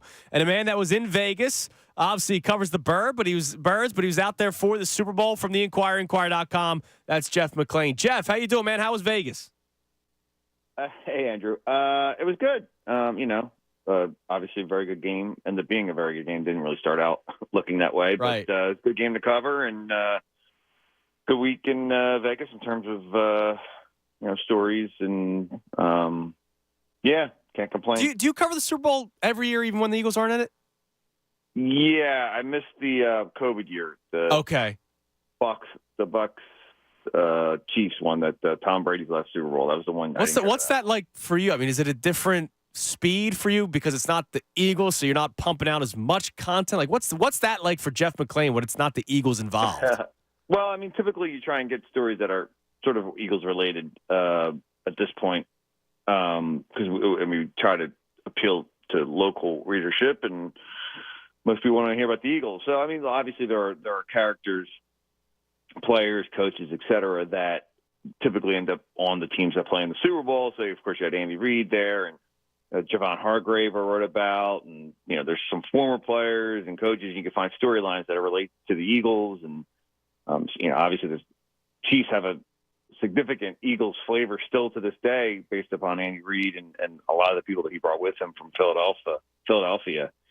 And then, of course, Radio Row, sometimes you bump into a lot of Philadelphia current players. Yeah, I know you bumped into Jordan Mailata, right? Yeah, exactly. Yeah, and I bumped into Brayton Covey and Devontae Smith, and so there were a bunch of Fletcher Cox was there. There were other players that were on Radio Row, and then obviously past players. Chris Long, Jason Kelsey was hanging around. I went to his party on Thursday night. Kelsey. I went to Kelsey's party on Thursday night. So got to see a lot of, saw Zach Ertz there, saw Lane Johnson was there, Jordan Mailata, a bunch of Eagles guys were there at that party. Yeah. So, Jeff, one of the reports that came out, and I want to give you credit because you were the first one on this, but it's reached now the national level of Jalen Hurts and the leadership qualities and wanting to be more vocal. Have you heard more about that as the season is as the season's been over for now a month now for the Eagles, but as the offseason's continued? Yeah, that was something that I had reported. I mean, you'd heard for a while we talking about like what's going on with Jalen this season, and I'd heard just kind of from various people about, well, he's just kind of a little different, whatever. And in his defense, I think a lot of that had to do with the offensive production and the scheme, et cetera. Again, I reported it, and I also wrote about it, looking at it kind of from a more nuanced point of view, is just like, Jalen's personality, because he is stoic and he really kind of keeps to himself and is quiet. Sometimes, a little off-putting. But mostly it's just like, I think a lot of it's just like he's just very diligent in his manner. And maybe some people don't interpret it one way versus the other. But that being said, when you play that position and things aren't going well, you have to kind of be a little more extroverted, and you have to kind of bring the other guys along. You kind of need to open up yourself to a little more than just a select few guys in the locker room. And I think that's just what the Eagles wanted a little more of, and that's what they're going to need more from him. Need more from him with Jason Kelsey possibly retiring, and that that'll change certainly the dynamic on the offensive side of the ball. And it sounds like he's open to it, and I think maybe there's a couple things he said at his locker stall 2 days after the season ended, suggested as much, and we saw him at the Pro Bowls apparently having a lot of fun, and I think that was something the Eagles wanted to see, and that's obviously a different venue, different people, everything's different about that than in season. But a lot of it I think is just going to come down to having success on the field and being comfortable and having a scheme that plays to his strengths, and we'll see how that plays out. Kellen Moore's coming in; he's going to bring a fresh new batch of ideas. I think they're going to basically run his version of the scheme. Certainly, Nick Sirianni will have a say, and we'll use some of the stuff that he has that works. But this is going to change things significantly with no Brian Johnson there anymore, and then with a new guy in there calling plays and running essentially a new scheme. With the Chiefs and the 49ers, using them as a barometer, because let's face it, they've been in the Super Bowl multiple times now. They'll probably be back in the conversation next year. The Chiefs will be, the 49ers will be. Both good and bad. What did you take away from the Super Bowl in comparison to the Eagles going into this next season, where you go, all right, that's something that they're still good with, they'll still be able to contend with, and that's something that they're very far off with? Yeah, well, I think I wouldn't say far off from having a Patrick Mahomes, but I mean, he's a great equalizer, right? I mean, this is the year to beat the Chiefs. They didn't have the talent that they typically have because of cap issues, et cetera, and that's what happens when you have not only a franchise quarterback, but you're also they had to eventually pay Chris Jones a certain amount of money. And you have Kelsey's big contract, but I mean, to answer your question, the Eagles still have a good base. They can reload this offseason, I think, and get back. But, just not to go back to Jalen, but let's go back to Jalen. I mean, that's really where you see it, especially if you don't have like this super dynamic scheme. You're going to need, and this is what we saw from Jalen in the Super Bowl last year. I rewatched that game, or like I watched the NFL Films version of it. And in that game, certainly there were guys that were open, but a lot of times it was just Jalen making plays, and sometimes just with his feet. And I think that's the big question, I think, of this offseason, or how he moves forward. It's just like, what's he going to be in terms of his legs? And there were times last season where he didn't look as explosive for whatever the reason. Obviously, he had the knee injury at one point, but even at the start of the season, he looked a little different. Was that him just trying to protect himself? Because we know how important that is when you are running a mobile quarterback. But just watching the replays of the Super Bowl, I was like, wow, Jalen just looked so explosive whenever there were times he was running in the open field, and just dynamic. And I felt like that factor was missing. And I don't know the full reason why. I think there were various reasons why. But I think that's going to be important. And that's really what it comes down to, I guess, if the Eagles want to get back to the Super Bowl. It's just like, can they get Jalen playing like he was in 2022? Right. Now, you mentioned, obviously, not just with Jalen, but the Eagles have to reshape this roster a little bit. There's going to be probably some moves offensively, but the main focus, I imagine, would be defense. So, Jeff, yesterday we talked about this. I'd love to get your opinion on it. We had a conversation about whether or not the Eagles should swing for the fences, which we have seen Howie Roseman do in the past, right? Sign guys, make big trades, make splashy moves. Or you see with what Kansas City has done, they kind of did a youth move. Obviously, they have Jones, who's a tremendous player, but they did a bit of a youth movement over the last couple of years. Now, it's also helped that they've had 4th and 5th round picks hit, and they play at a high level. What approach do you think Howie Roseman will take during this offseason in fixing or reshaping the defense? Well, I think we saw a little bit this past year. Like, there was a little bit of a youth movement on the defensive side of the ball, and that impacted the unit. I mean, I think that's a good reason why they had their struggles. Now, there were some injuries back there, and that's why, the Eli Ricks and the Keely Ringos were kind of forced into the lineup. But at some point, you need those guys to play. And, of course, up front, Jordan Davis and Jalen Carter are first rounders. They have to play. And we saw how that affected them, playing as much as they did this past season, how it affected them down the stretch. So I think, I don't think Howie's ever going to be like rebuilding. You just can't do that in the city. But you can retool. And I think that's kind of what we saw last year. And I guess we'll have to see a little bit of this year, because again, if Fletcher Cox isn't coming back, if Jason Kelsey isn't coming back, those are pretty big voids that you have there on the line. Now they have, session plans in place. You're going to have, you know who your center is going to be, right? You may, and obviously Carter kind of fills the Cox vacancy, but then you still need another guy to step into that role. I know Jordan Davis is there, but he's not really Fletcher Cox. There's an opportunity here. They have I think, how many draft picks do they have? I mean, I think they have 8 right now. Yeah, they have a handful. Right. I mean, they have a chance to kind of restock the barrel here. But you have to hit on those, and we've seen Eagles have had success in recent drafts, but I still think there's a lot of questions about some of those young guys. So Cam Jargins will be the guy that replaces Kelsey. Obviously, we know the Eagles, when it comes to the draft, they love to replenish the offense and defensive line. I think that's smart. Look, the Eagles have been one of the more successful franchises since 2000. Are they in love with Tyler Steen? They drafted him in the 3rd round as a guard, or do you think they take a different approach in the draft? Yeah, that's an interesting one, because by the end of the season, he wasn't even active. Right. At one point, he started in a game, so maybe they just felt like he wasn't ready.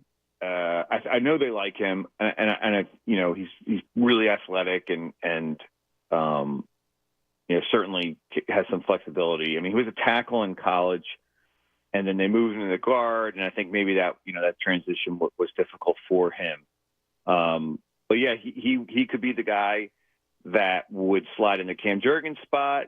I also really feel like offensive line, and especially at the tackle position, there's a lot of them in this coming draft. I previewed one, the Sorial one, the kid from Oklahoma that has a tie. Lane Johnson's kind of taking him under his wing. There's a lot of good tackles in this draft. So I could see the Eagles kind of trying to find someone maybe who could jump in and play guard and all of a sudden be ready, to move on the right tackle whenever Lane. Guyton, right? Tyler Guyton. Yeah, Tyler Guyton. Yep. Or someone else. I mean, he was just one guy profile. I mean, I think there could be as many as 8 offensive tackles drafted in the first round. Wow. So, but that could slot. That could maybe have guys drop down in the second round. I think that's where the Eagles take somebody. But yeah, I don't think Tyler Steen is automatically, penciled into that position. Last thing before I let you go, Jeff, and I know it's February and the season just ended, in the NFL 2 days ago, but the NFL never sleeps. What's one of the biggest storylines that you're going to be following or you're going to try to cover yourself during this offseason, especially when it comes to roster construction with the Eagles? Yeah, well, before you mentioned roster construction, I was just going to be like, what's the offense going to look like? Right. I think we know with Vic Fangio what the defense is going to look like. And obviously how that affects Jalen Hurts. But in roster construction, I guess maybe linebacker. I mean, Nakobe Dean, I know Howie Roseman came out in defense of him, but to me, that's a big question mark, right? We just have not seen it because of it. The rookie season didn't play much, and the second season he was injured. So what are you going to do at that position? Is Vic Fangio going to change the Eagles' thinking on it? Are they going to invest a little more in that position? I don't.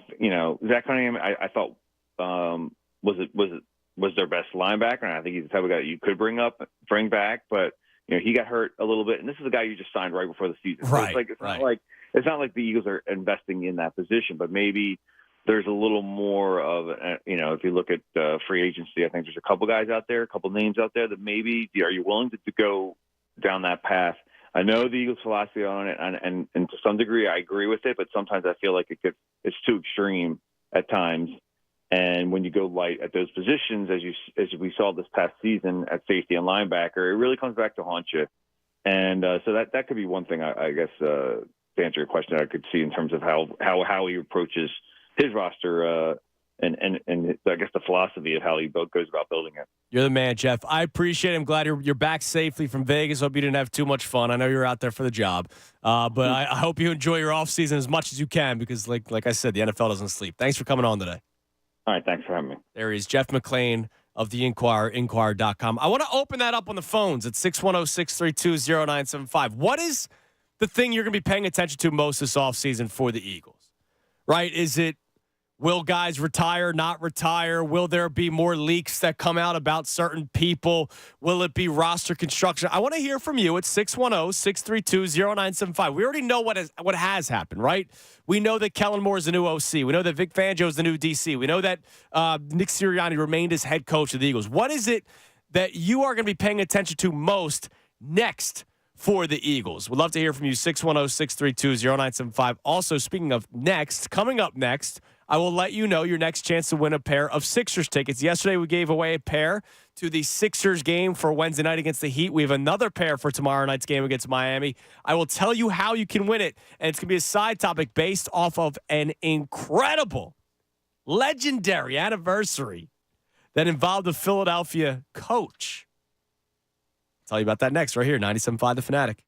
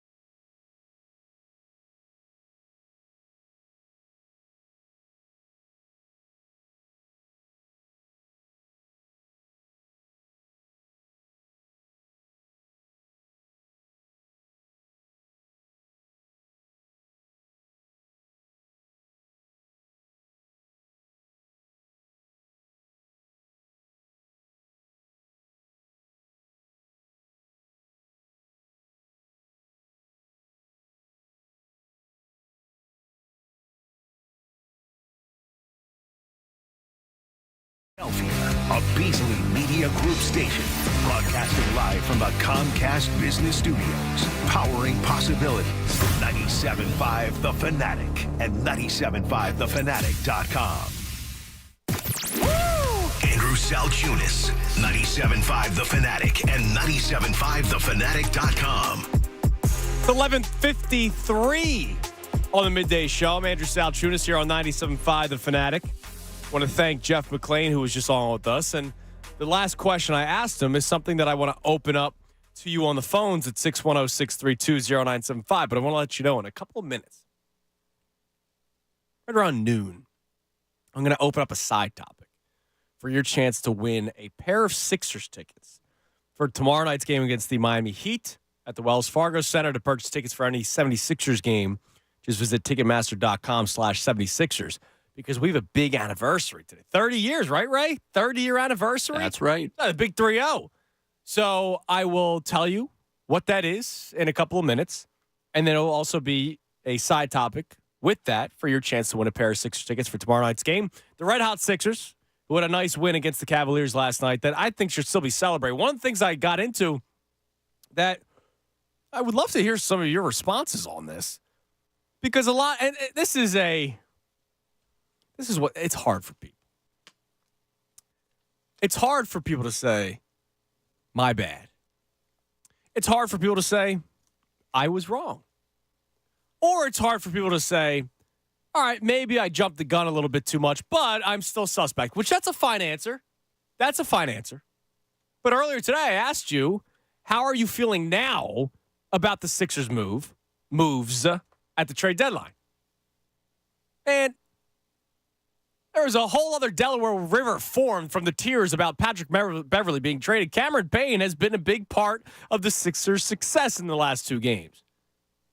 Buddy Hield is one of the reasons why you've won 2 games in a row. It helps out Tyrese Maxey. It helps out other players having a guy like Buddy Hield, a guy you have to respect who can hit a 3. And on Thursday, as the show continued, the first half of the show, everybody was thrilled. They got Buddy Hield. Second half of the show, I got a caller that called him Daryl Moron.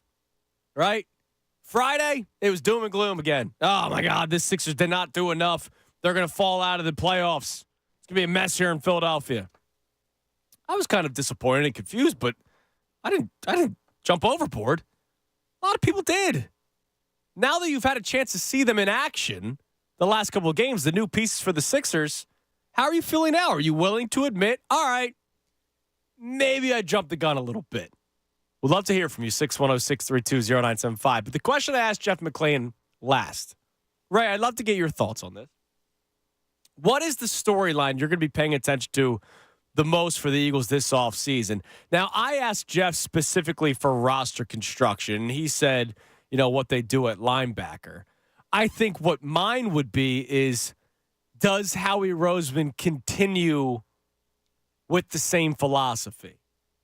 Or do they finally tweak things a little bit, noticing that they may be behind the curve a little bit in the NFL? I think that's the thing that I'm going to be paying attention to the most.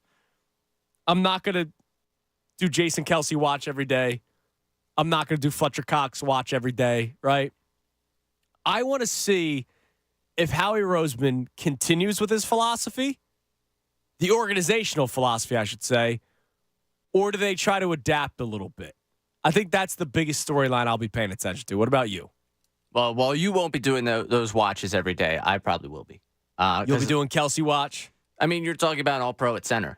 Like, you're talking about shifting the offensive line. You're moving Juergens to where he was drafted to be, and then you're going to have to make a move there at right guard, whether it's Steen, whether you think it's going to be someone else. That changes the dynamic of that room. It changes the dynamic of the locker room entirely without Kelsey in there. And I think that's a big piece of what this offseason will be. I'll be doing Kelsey watch, and the same goes for Fletcher Cox, and the same goes for Brandon Graham. I think that looking at those guys and their place on this team, one, how much they come back for, if they do come back, impacts what you're doing out there in free agency. And also, if they don't come back, all right, now it's a conversation of where do you think what's next? Jalen Carter fits in, in replacing Fletcher Cox. I've mentioned it a couple times over the last 24 hours. in the last couple of years, they've allocated 3 picks to the interior of that defensive line when it comes to the first-round picks in Carter and Davis, and then also Milton Williams. Yeah. At some point, they have to step into that role. We can't be talking about Fletcher Cox being the most impactful guy in the interior at the end of that season. That's a big piece of this. And without Brandon Graham, if you have Hassan Reddick seeking a trade, and Brandon Graham, for some reason, I do believe he will be back. I think that's just what will happen with Brandon Graham. I think he'll be back. Yeah, but he'll get the final year. Yeah. If Reddick is pursuing a trade, if Graham's not back, all of a sudden the rotation that we thought was getting thin has thinned out almost entirely. Right, you have Josh Sweat. And Nolan Smith. And then it's like, okay, well, now you really have to go about addressing. By the way, we're playing on the same side of the ball. They're, at least that's how they were lining up this past offseason. Now how you have to address the offseason. Right. Because you have someone who hit a wall in Josh Sweat, quite clearly. So you're not just looking at Kelsey watch, Cox watch, and Brandon Graham watch. Go ahead, write it down. I know.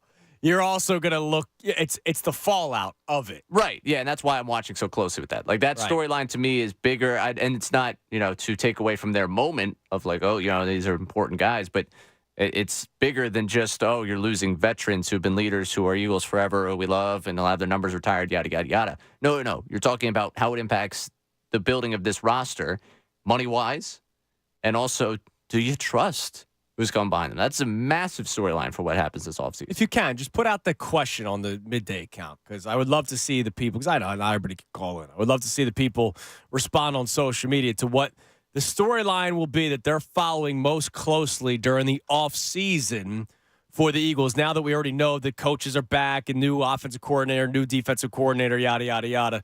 Would love to see what the people are saying. For me, it's whether or not Howie Roseman remains with the philosophy that has worked, or if he adapts a little bit. Because what didn't work was sticking with the same idea of we can just go in here with the same linebacker mentality of let's be cheap at linebacker and hope for the best, because that clearly didn't work.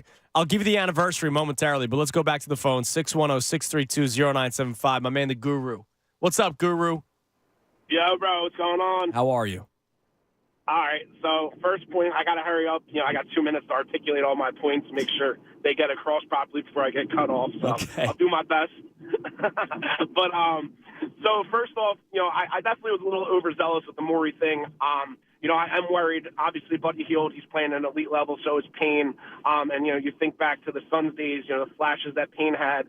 It scared me initially because, obviously, he's been buried in the bench. Same thing with Buddy Hield. And the thing that worries me about Morey is the fact that Buddy Hield, right now needs to, be ISO'd with the ball. He needs to dribble, hit those step-back shots.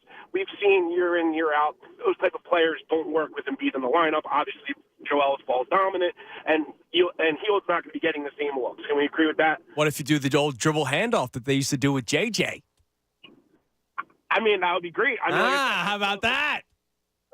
Like I said, so I see where Morey was going. So I think I tweeted you this. I will give you that I was a little overzealous, but I still don't think we can get there this year. So cumulative point, wasting all those twos when they are trade assets in the future probably isn't going to work out very well. Well, what if they extend Buddy Hield for like a 2 or 3 year deal to be a part of the team moving forward? I mean, that might be part of the, it's like when the Indiana Pacers trade all those picks for Pascal Siakam. I don't think they did that for a rental. Do we think that Buddy Hield can continue to play at this level when he's been buried? I'm not asking for 25 a game. I'm asking for a guy that could shoot 40%, from three and have some attention defensively to make everybody else's lives easier. Now, Morey did give us a chance, right? Yes. He did give us a better chance than we had previous to the trades, right? Now, I don't think I have time to get into the Phillies point. Maybe we'll talk about that another day. But I would like to make a point about the Phillies as well. I don't know how the Phillies. What do you got? What do you got? Quickly. Just real fast, when Rice said that, it was like, wait a minute. Did we get another pitcher? And I went and I checked the roster, and I'm like, wait. You got Spencer Turnbull, man. Mr. 6 ERA. Come on, man. They got Spencer Turnbull, man. I appreciate the call. Yeah, you got a project. Listen, I sit here and complain about starting pitcher depth in the organization. They've gone out and get guys who can start. Ultimately, I'm not sitting here telling you that Spencer Turnbull's picking up Montgomery or trading for Burns, but they needed guys. It's not Corbin Burns. They needed guys even a little bit to eat innings. That one really bothered me. Yeah, the Burns thing is going to bother me for a while. It's gonna, I'm gonna intrigued, watch though. him win the Cy Young in the American League probably, and the Orioles will win 100 games again. And Did I ever tell you about my Burns future? no, The year he won, yeah, I had a future, okay, and it wasn't looking like it was going to be him. Like 2 weeks before the season ended. yeah, it looked like it was gonna be Wheeler. Yeah, and I might have cashed out. Ooh. Yeah. Was it at least a nice cash out? No. Oh, No, it was like barely money back type thing. Oh, Yeah.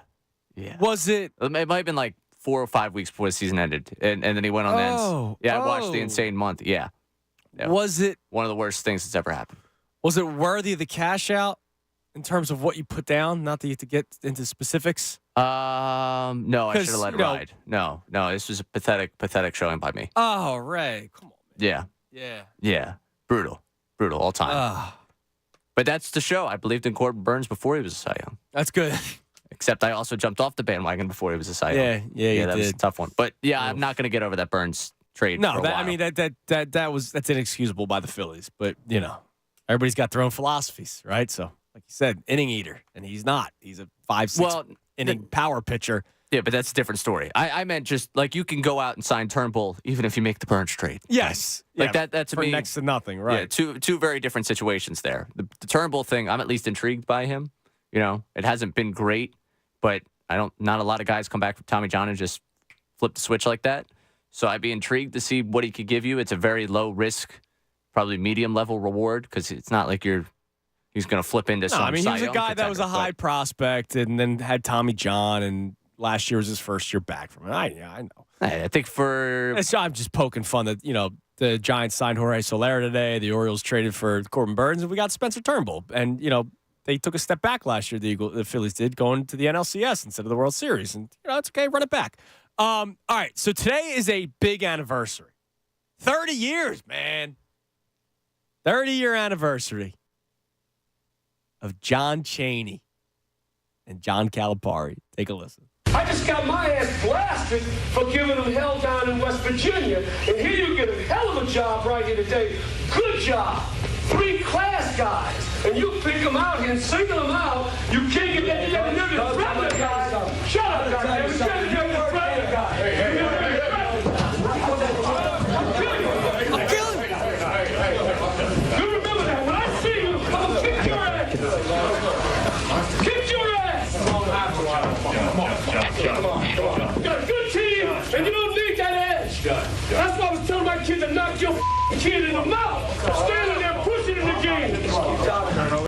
I mean, it just legendary. And of course, still, rest in peace, John Chaney. It was, it was special doing the show right before the NBA, the men's and women's basketball season tipped off when I did the show from Temple's campus. And I spoke with Coach Fisher and talked about how much of an honor it must be to be coaching the men's basketball team. Obviously it's been down the line. You had Dunphy and you had McKee, but a historic team like Temple and, with John Chaney as the head coach.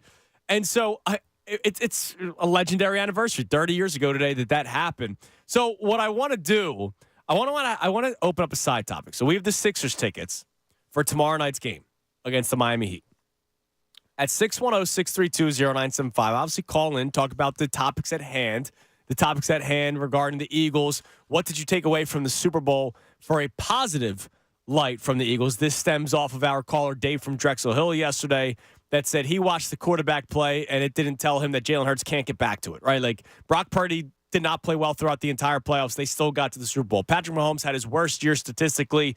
Wasn't even all that great in the Super Bowl, but won because he's Patrick Mahomes, and nobody's comparing Hurts to Mahomes. But let's face it, we've seen Hurts play at an elite level where he could probably get back to the Super Bowl one day. One of my answers is that I think the offense can get back to where they were 2 years ago. They just needed an actual offensive mind in Kellen Moore and not the dreck that you had last year with Nick Sirianni and Brian Johnson. Also, when it comes to the Sixers, another nice win last night, are you feeling a little bit better about the deadline now that you've seen them play a little bit? Because I think a lot of people were down in the dumps after the deadline, especially on Friday. I mean, it was a quiet day here on the station Friday.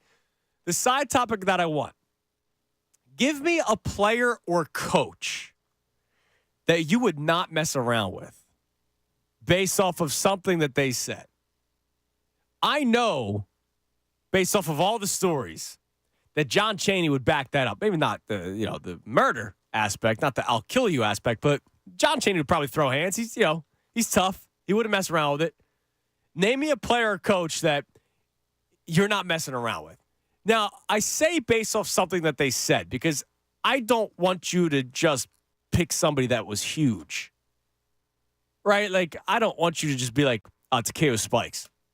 Because, that the guy was just made of muscle. Right? Somebody that said something where you go, yeah, and he's the type of guy that will back that up. I don't want to mess around with that dude. Right? And I say said because I don't want, like, actual murderers to be an answer. Like, I talked about this before the show with Ray. Like, there have been athletes that have done horrible things. I'm saying based off something that they said, John Chaney would actually back that up if he and Calipari, Coach Cal, went to fisticuffs. Right?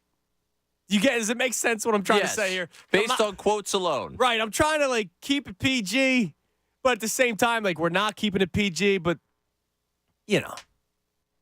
that's all. Like, I'll give you an answer based off of all the stories that we've gotten. Like, a top answer for me would be Derek Burgess. I'm sure Anthony's told the story a million times, the chicken story about how all the rookies had to buy the chicken and he refused and nobody wanted to be like, come on, Rook. Like, no, they were just scared. And the fact that he got himself chicken and nobody else, like, that is a legendary story. So I would love to know, who do you think, and it doesn't have to be Philadelphia. It could be national sports. Somebody that would say something and that they probably would back it up, so you're not going to mess with them. Right? You have a couple too many drinks at the bar and you see this person and they tell you to back off. You go, you know what?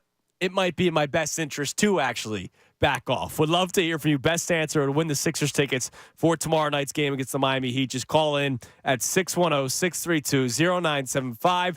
So we'll start that next segment. Also in the next segment, I have a question about admitting something and whether or not you can or ever will admit something.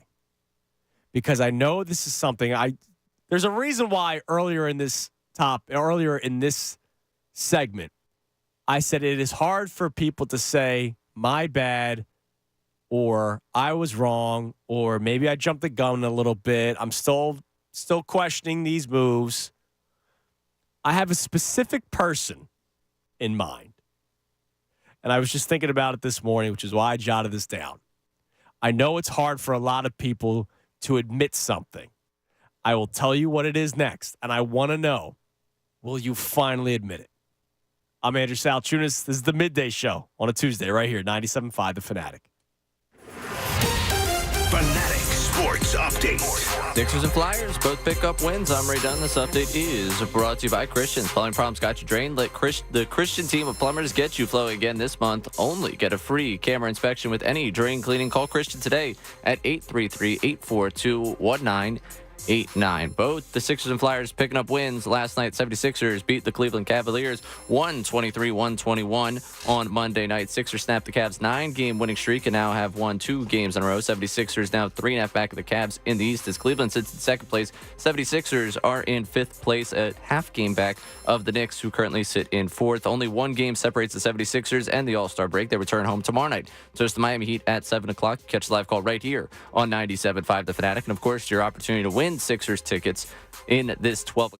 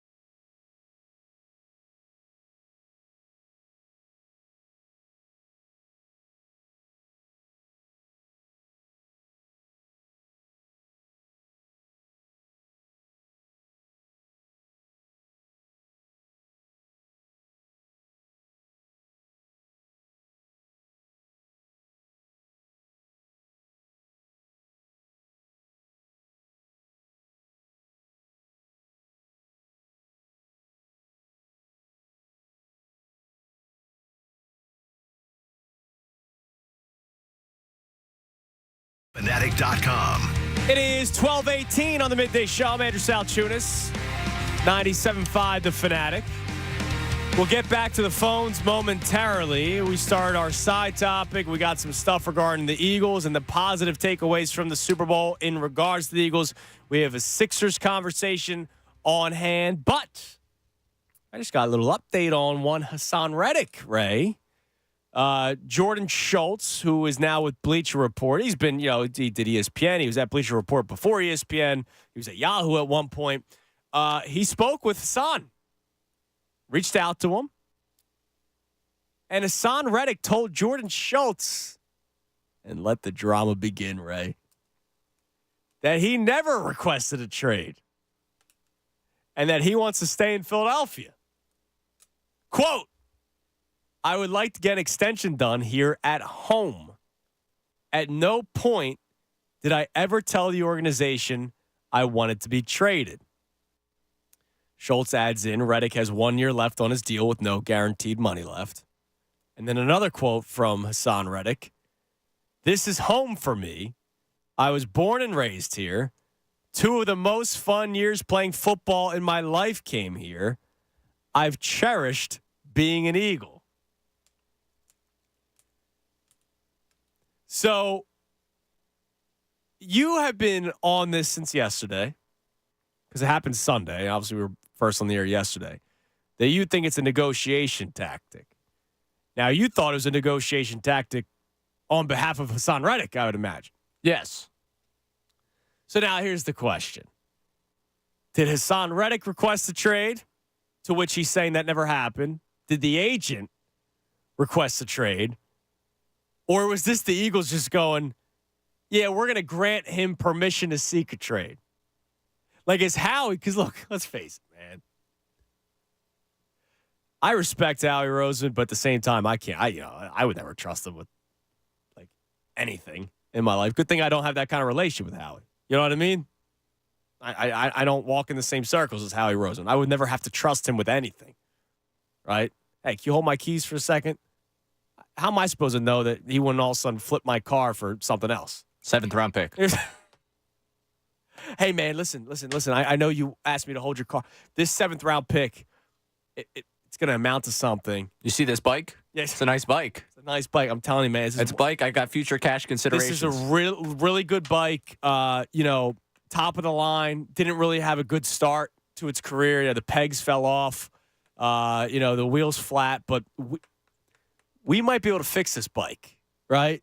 That's what we do around here. Like, I wouldn't trust Howie Roseman with my own personal belongings. We're a bike factory. Come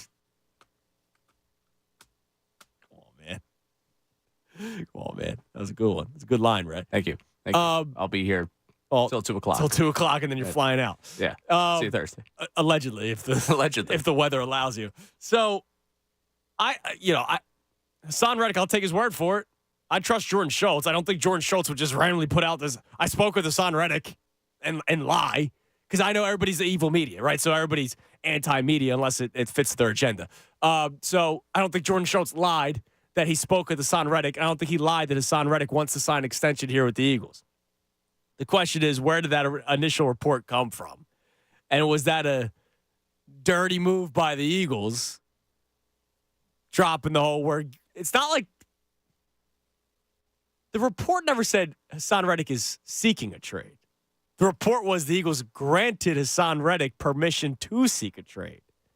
They probably told Hassan Reddick, hey, we might not give you the money that you want, so we're going to give you permission to seek a trade if it works for you. And then they put it out there, and now all of a sudden it's what can we get for Hassan Reddick? Like, I wonder if the Eagles don't think as highly as Hassan Reddick as we do as fans and media. And I mean, I want him back. What was the wording of the initial report? So the initial report, Ian Rappaport, sources Eagles All-Pro edge rusher Hassan Reddick has received permission to seek a trade following another disruptive season featuring yada.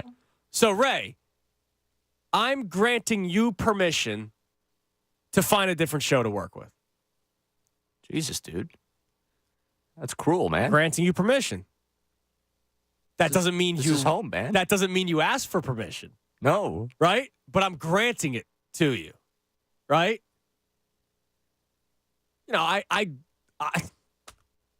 I grant Cooper permission to have an applesauce. Doesn't mean he wants the applesauce. You know what I'm saying? I like that comparison a lot That's- better, man.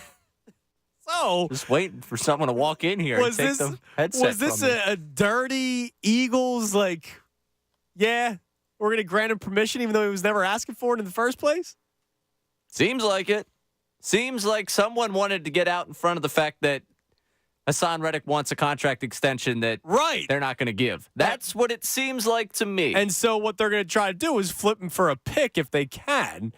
Because, as I quickly pull up Spot Track, who has the biggest cap hit of the Philadelphia Eagles this year? Hassan Reddick. Hassan Reddick. Oh, my, I didn't even know that. That's just a quick Google search. Hassan Reddick has the biggest cap hit of $21.3 million. Now, he's got a dead cap hit of $20 million. So, if a trade were to happen, obviously, the reports were also as it makes sense to the Eagles, so they would probably work out something. But yeah, Hassan Reddick has the biggest cap hit for the Eagles this year. Interesting. Now, Can you trust anybody in this world anymore? No, you trust yourself. That's it. That's the cold hard truth of this world. Yeah, that's true. No, but with this really is dumb. I'll just flat out, really stupid. The idea that you're going to move on from your best defensive player while you're in a championship window and it's going to somehow make a defense that stunk better is ridiculous. Is really, really stupid. I mean, there is no way I justify this one to myself. Oh, he's 29. Oh, he's the guy that, his first step, it's the burst. It's what he gets, that The could burst. It's what could, fade away with age. Okay, it could fade away with age. You know what else is going to fade away with age? Probably this core. Yeah. I want to win. Well, a lot of the core is fading away. Well, the into core retirement. the core that we knew. I mean, I'm talking Right. about the new core here. Yeah, I got you. We talk with Jeff We McClain went about from the new norm to the new core. yeah, great. Talk about with Jeff McClain about Jalen Hurts' legs and what does it mean? Can he get back to how explosive he was for years? We know this when we talk about running quarterback, the shelf life of a guy that's going to take that many hits. It's the nature of it. I'd love for him to be the quarterback for the next decade, but while I've got him in his prime, I'd like to maximize the prime right now. I've got A.J. Brown here. I've still got Devontae Smith here. We've still got, the pieces of an offensive line that has been amongst the best in football for years. Yeah. On defense, we're talking about reshaping, remodeling this whole group. Who's one name that regardless of how horribly he was used, regardless of how horrible any scheme was, regardless of what scheme he's been in for the last 4 years, has been productive? Hassan Reddick. Hassan Reddick. Now, I also wonder, is this a Vic Fangio thing, too? Well, listen, Vic. This is a poor. Wow, you victim. Yeah, this is a poor start to your time. If your first move is coming in here and saying let's move on from Hassan Reddick, that's a poor start for you. Now, Hassan Reddick has chimed in. Oh man, this is just breaking stuff left and He right. quote tweeted Jordan Schultz's report. Never asked for a trade. However, I do understand it's a business. Preparing for whatever is next. That doesn't seem like a thrilled tweet there by Hassan. Well, would you be thrilled if you read on your No. timeline that you've been granted permission to seek a trade? Man. This is slimy, dude. Slimy. All right, your initial thoughts on the report that came out Super Bowl Sunday that Hassan Reddick was granted permission to seek a trade, and then it comes out 20 minutes ago from Jordan Schultz that Hassan Reddick never seeked a trade, wants an extension, loves playing in Philadelphia, 2 great years, 2 most fun years of his, tenure with the Eagles. And then Hassan Reddick chimes in himself and says he never requested a trade. No, that's just great business practice. Let's talk about it. 610-632-0975. Also, in comparison to the Super Bowl, what good did you take away for the Eagles? And for the Sixers tickets, we have a pair of tickets for tomorrow night's game against the Miami Heat. Today's the 30-year anniversary of John Chaney going after John Calipari.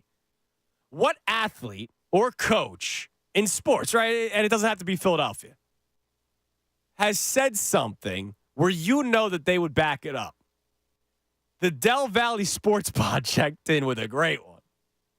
And he was in town last night. He said, I would not mess with Jake Voracek after he called a member of the media an effing weasel to his face. Let's go to Pat in Bethlehem. Pat, you're on the Fanatic. What's up, fellas? How we doing? How you doing, Pat? Good. Love the show. You guys are awesome. Got a couple quick things. Feel bad for Reddick. It's kind of like, he's the best player, and they're telling him to go look somewhere else. It's kind of like your wife telling you to go look for another girl. You know what I mean? Yeah, it's kind of it's dirty, man.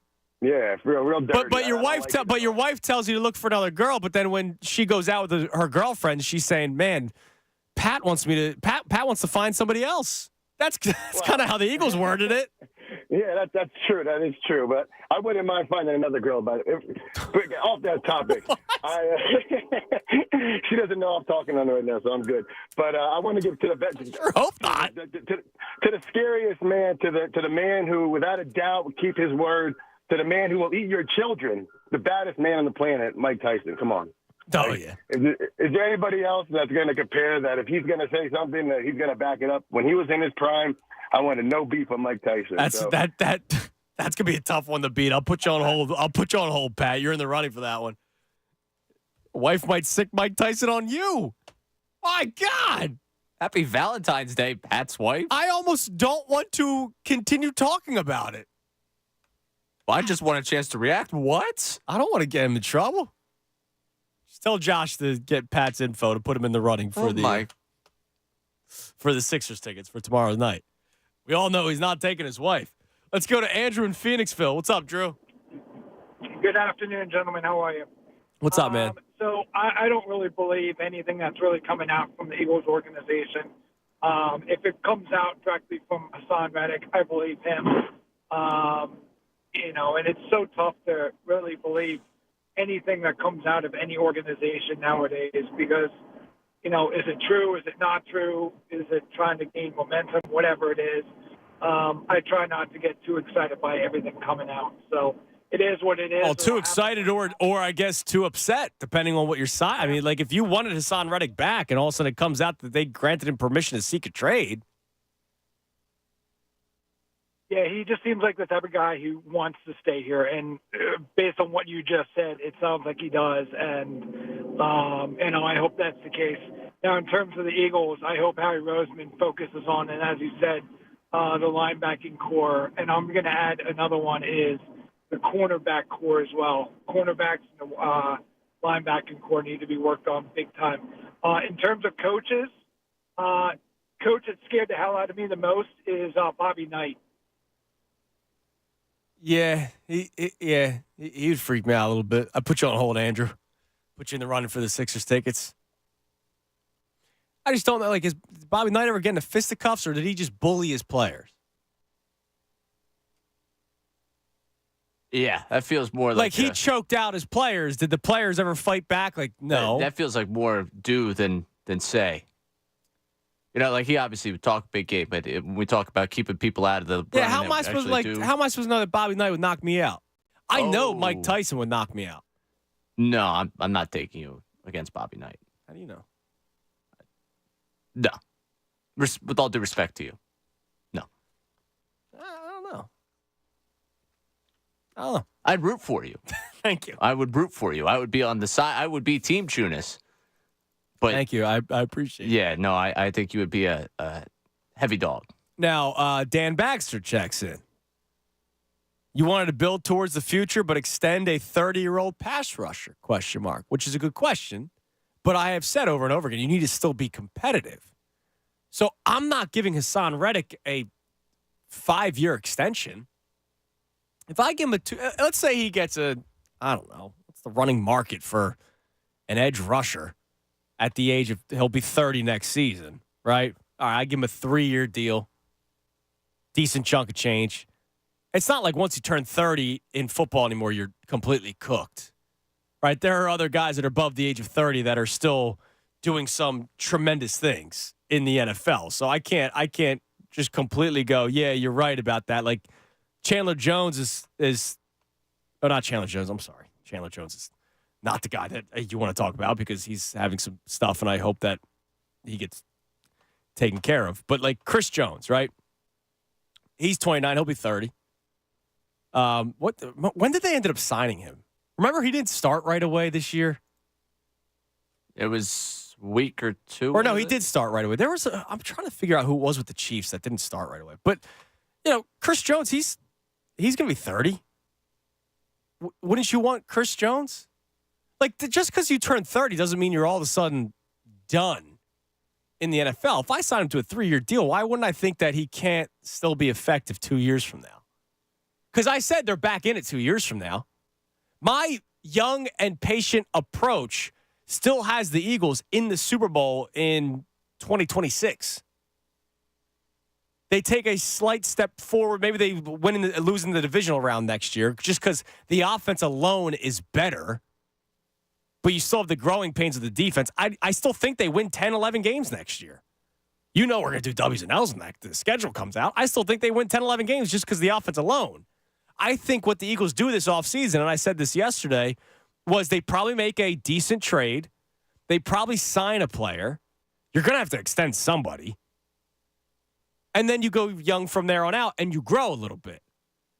You still need veterans on your team. You can't have everybody like under the age of 25 and be a Super Bowl defense. So I don't think it's crazy to still want to extend somebody even though they're turning 30 next year. They'll turn 30 in September. So this next season you'll be 30 by the end of that season. Next season he'll turn 31. The season after that he'll turn 32. This is the final year of his deal. If you tack on 2 years to the end of it, are you willing to keep him until he's 32 years old? Yeah, I would take him until he's 32. So 2 more years after this one. Fights for that third year, then you start having the conversation 33 years old. Then he's really starting to, have to really fight the trend there to still be effective at that age. He wouldn't be the first 30-year-old, 32-year-old edge rusher. Like I think for some people this looks like a thank you contract. To me, it just looks like keeping your best defensive player. Yeah, because that's what he is. Yeah, I can't really go into next season with a defense with all these question marks, and also what we had Hassan Reddick. It almost feels like the oh no, we don't need that. We've got that at home. We don't need Hassan Reddick. We've got Nolan Smith. Yeah, it's like no, Nolan Smith can become something quite nice, and I'm looking forward to seeing his development. But you know who they said they hope Nolan Smith becomes? Well, guess what? He's actually on your team right now. Right. And you have him. And the last 4 years, he's registered double-digit sacks. In your Super Bowl year, he had, 16? Last year, he had 11. And he had 11 on a defense that couldn't get pressure. On a defense that couldn't figure it out. That when everyone else looked awful, he was like the one thing.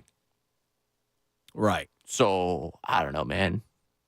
And hey, honestly, props to Reddick. Because Reddick could have seen the end of that season, the way they used him, and listened to, see the tea leaves with his front office, with his thing, and I wouldn't have, blamed him for wanting out. I wouldn't have either. Now I'm looking at this like, wow. Now it's just the dirty Eagles, man. Yeah, it's a little slimy. A little slimy. And Dan follows up saying, using your Chris Jones example, they refused to extend him. Yeah. I wonder after winning their second straight Super Bowl and him being a very impactful player coming off the edge, still might keep him there. I would imagine they'd be interested in that. He made Brock Purdy uncomfortable at times. The biggest incompletion was because Chris Jones came through. He didn't get MVP, though. That was tough. Tough for some of us. Yeah, we didn't talk about this at all. Mahomes won MVP, right? Yeah. Listen, I know fourth quarter, he threw for over overtime. 300. Yeah. Yeah, the under didn't hit. Yeah, but the under in the game hit. Barely. The Salchunas FanDuel no sweat parlay hit. Money line under and Travis Kelce's over receptions. Oh, great. I'm so glad to the 3-legger, man. The no sweat same game parlay. Telling the 10 leg was a problem. Yeah. That barely hit though. By the way, I had 6 and 2 in the block pool. So of course they didn't kick the extra point because that wouldn't. Yeah. Speaking of, I have I probably should have gotten to it yesterday. I had all the results of those prop bets, the ones that hit or not. Like the Taylor Swift, who would be shown more. Like Taylor Swift was shown more.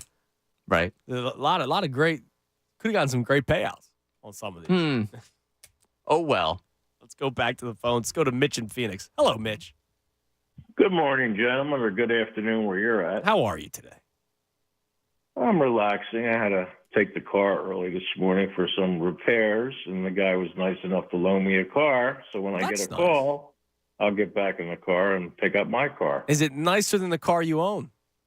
Oh no, it's got 150,000 miles on it. I think it's called the Honda Fit. Does that sound right? Sure.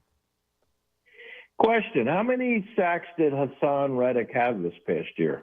Hassan Reddick finished with, I believe, 11 sacks. Doesn't it almost seem like he had like 4 or 5? I mean, Well, because the second half of the season he struggled, and that was when I don't think that was an age thing. I think that was when they started doing the dropping him back in coverage. That's when Matt Patricia took over. I mean, if you think about it, when Matt Patricia took over, I'll tell you exactly how many sacks he had after Patricia took over. Go ahead. all right. How many? I was going to have you to talk until I saw it. He had so Patricia was the defensive coordinator for the Seahawks game and beyond, right? Yeah. He had 0 sacks. That's what I thought. He had 2 against the Cowboys the previous week. After that, he did not record another sack the rest of the regular season when Matt Patricia took over. And I'm sure you could say the same thing about Sweat.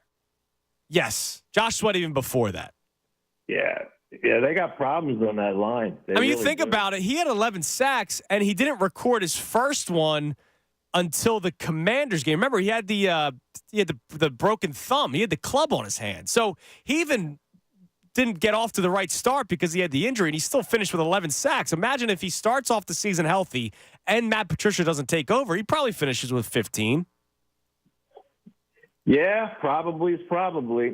Did you get a chance to watch the Sixers last night? Absolutely. It was a great win.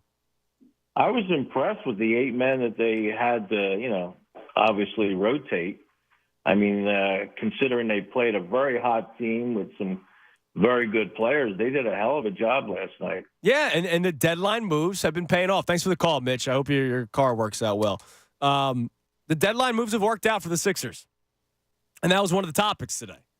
Whether or not you feel better post-deadline, because I know a lot of people on Friday were down in the dumps. But now you've gotten a chance to see them play in a couple of games, and they've won 2 straight. And last night was a very impressive win.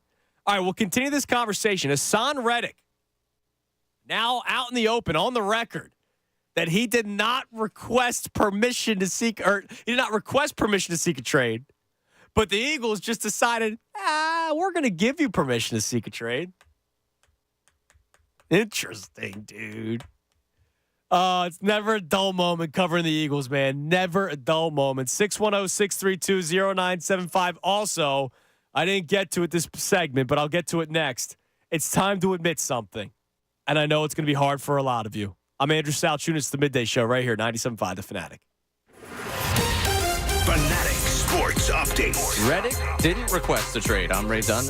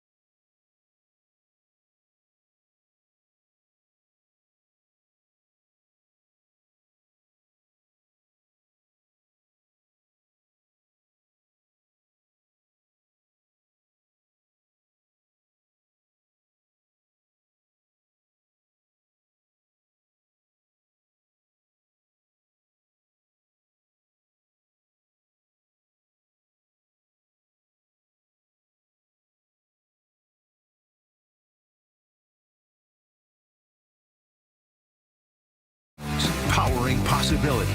97.5 The Fanatic and 97.5thefanatic.com. Andrew Salchunas, 97.5 The Fanatic and 97.5thefanatic.com. It is 12:50 on the Midday Show. I'm Andrew Salchunas here on 97.5 The Fanatic. 12 o'clock hour brought to us by Service First Heating and Air Conditioning. Get 0% financing for 72 months and a $500 rebate when you purchase a complete heating and cooling system from Service First. Learn more at servicefirsthvac.com. We got two open lines. We'll get back to the phones in a second at 610-632-0975. The latest news, Hassan Reddick has not requested a trade. It was just that the Eagles may have randomly put out a feeler to Ian Rappaport. Hey, we're going to grant Hassan Reddick permission to seek a trade, even though, leave out the part where he never actually asked for it. So we're reacting to that, talking about the Sixers' moves post-deadline now that you've seen them play a little bit, and I hope a lot of you are feeling a little bit better now because I know a lot of people were down in the dumps the last couple of days because of the trade deadline. But, Ray, as you know, we're sportsmen, right? So when you get a bunch of sports people together, sports are just always discussed.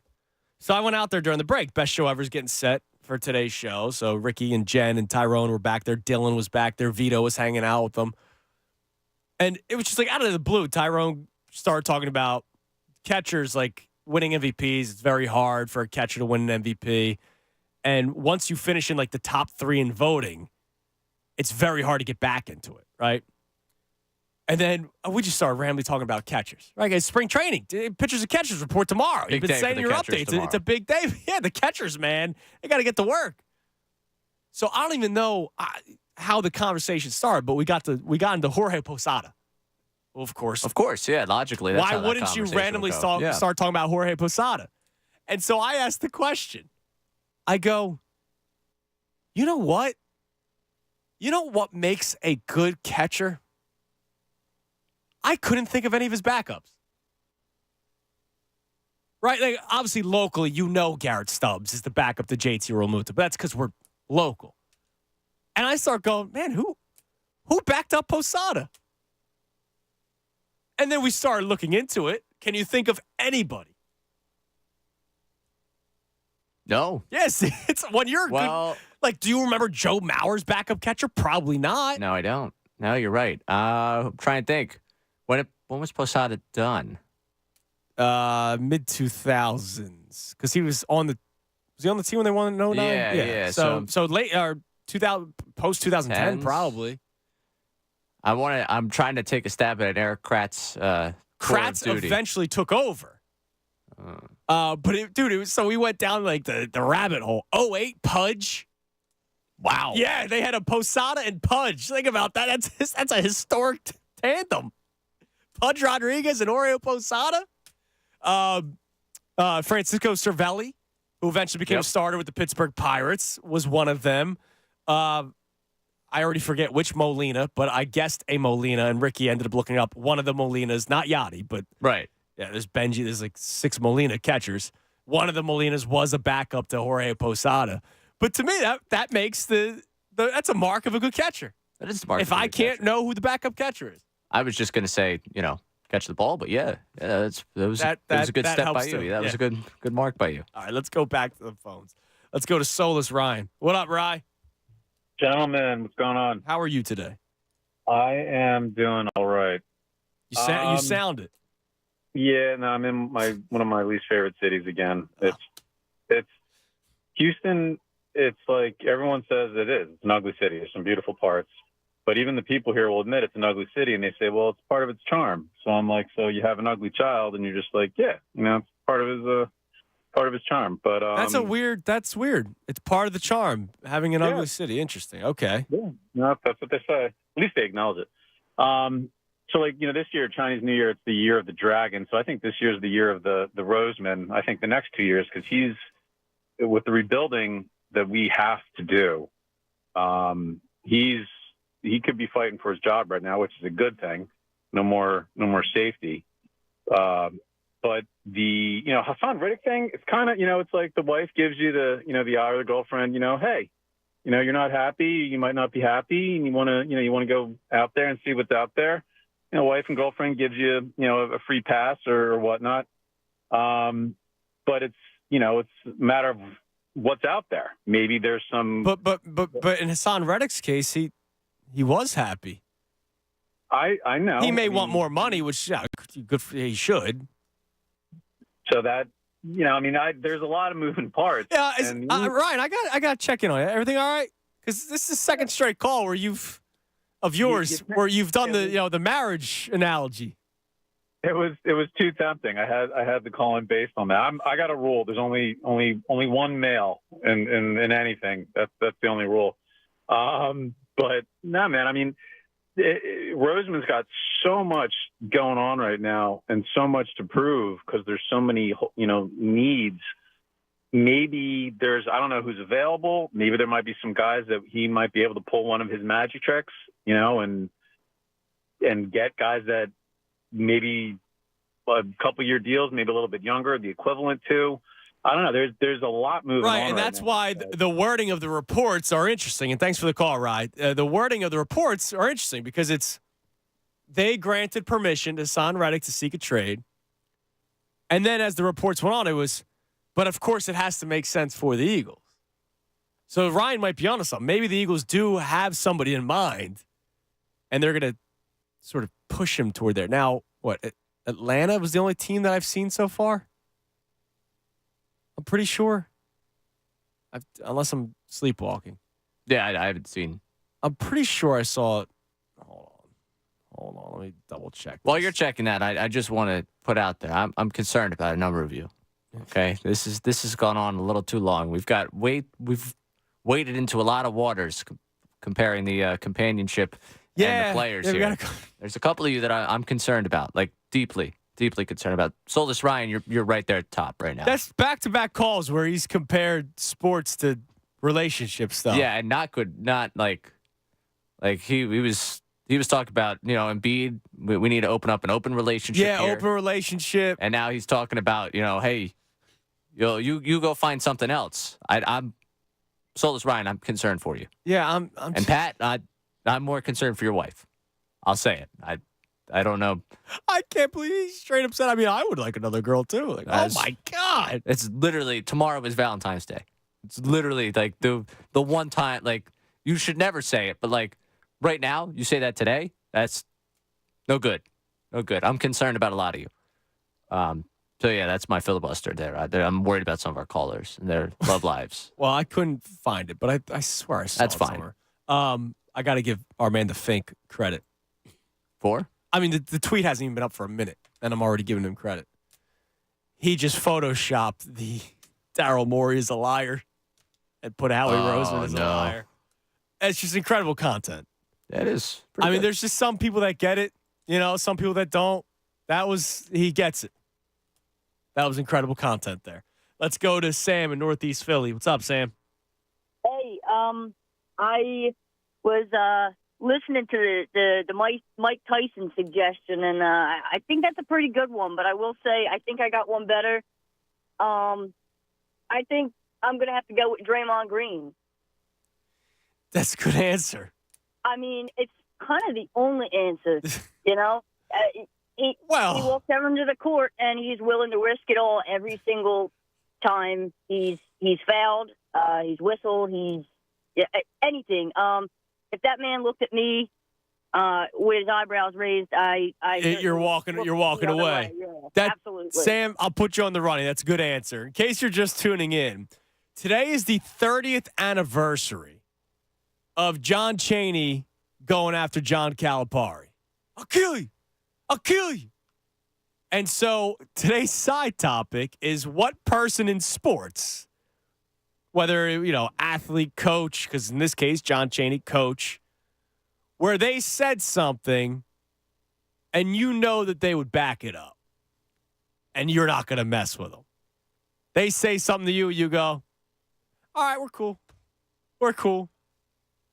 Because it's just fascinating when that happened. And Mike Tyson was the first answer that we got, but Draymond Green is a good answer. Whether you like him or not, he will back it up. Now, the only problem is with Draymond, it's always dirty. Tyson will punch you in the face. Draymond's always dirty. The kicks to the jewels, like choking from behind. When he choked out Gobert, he snuck up from behind. He wasn't even a part of that brawl. Hey, he got himself involved. It's the only problem. Yeah, I'm still taking him over you. No, I'm not saying I'm going to beat him up in a fight. No, I'm just saying. Like, if the idea of this is someone that's going to stand on the business, I think he's going to. Okay. Like, I don't know if I put him over the Tyson selection. Because I'll be honest, like, that's also part of the lore. I saw a video of Mike Tyson, well out of his prime, beat the hell out of a dude on an airplane because he kept bothering him. Well, no, but that's also part of the lore of, like, his sport. Like, the whole thing's you're supposed to talk smack a lot and back it up. Right. And he just backed it up. Like, that's why he might just be the ultimate answer. I have a tough time having Tyson being one that would be beaten in this one. Well, we'll see. We'll see if anybody else can come up with one. All right, I'll get back to the phones in a second, but I want to get to this. The thing that a lot of you won't admit, but it's time. Now, Ray and I already believe this, but it's time for a lot of you to admit this. It's time to admit that Andy Reid is a really, really good football coach. Because I still think people bring up the clock management, which obviously hurt him in the past. He's won 3 Super Bowls now. Has gotten to, I don't know, how many NFC Championship games now? 5 with the Eagles. How many has he gone to with the Chiefs? At least the 3 that he won. There was the one that he lost to the Bengals. At least 4 with the Chiefs. I'm trying to think. He's been to 4 Super Bowls that he lost to NFC. At least 5, right? Oh, so 5 at least in each 5. conference, yeah. All right, so he's been to 10 conference championships. I'm not saying you have to appreciate Andy Reid. I'm not saying you have to like Andy Reid, because I do appreciate and like Andy Reid, unless it's against the Eagles, obviously, like last year's Super Bowl. But I think a lot of people still won't give him the credit that he's a good coach. Because you know what's going to follow him. It's going to be the Brady Belichick thing. He only did it because of Mahomes, right? Well, I get it. He's won Super Bowls with Mahomes, but the NFC Championship appearances in Philadelphia, he didn't have Patrick Mahomes. He had a quarterback that a lot of people don't like. I have to argue people that McNabb's the greatest quarterback in Eagles franchise history. Will there ever be a day where somebody admits that he's a good coach? Like the people that have always been anti-Andy. Can they at least admit that he's a good coach? I'm not saying you have to like him. Will they admit that he's a good coach? No, they won't be able to get to great. They'll be able to get to good. If you're not saying he's good at this point, you're just lost. Like, you're just kind of lost as a human being. I say I was concerned about our callers that were bringing up the love stuff. I'm very concerned about. If you can't at this point say he's a good coach, I'm concerned about you. We're not watching the same sport. We're not watching the same thing. I don't actually have no idea what you're doing. If you claim that a coach, if you claim that Bill Belichick only won because of Tom Brady, I still think you're naive.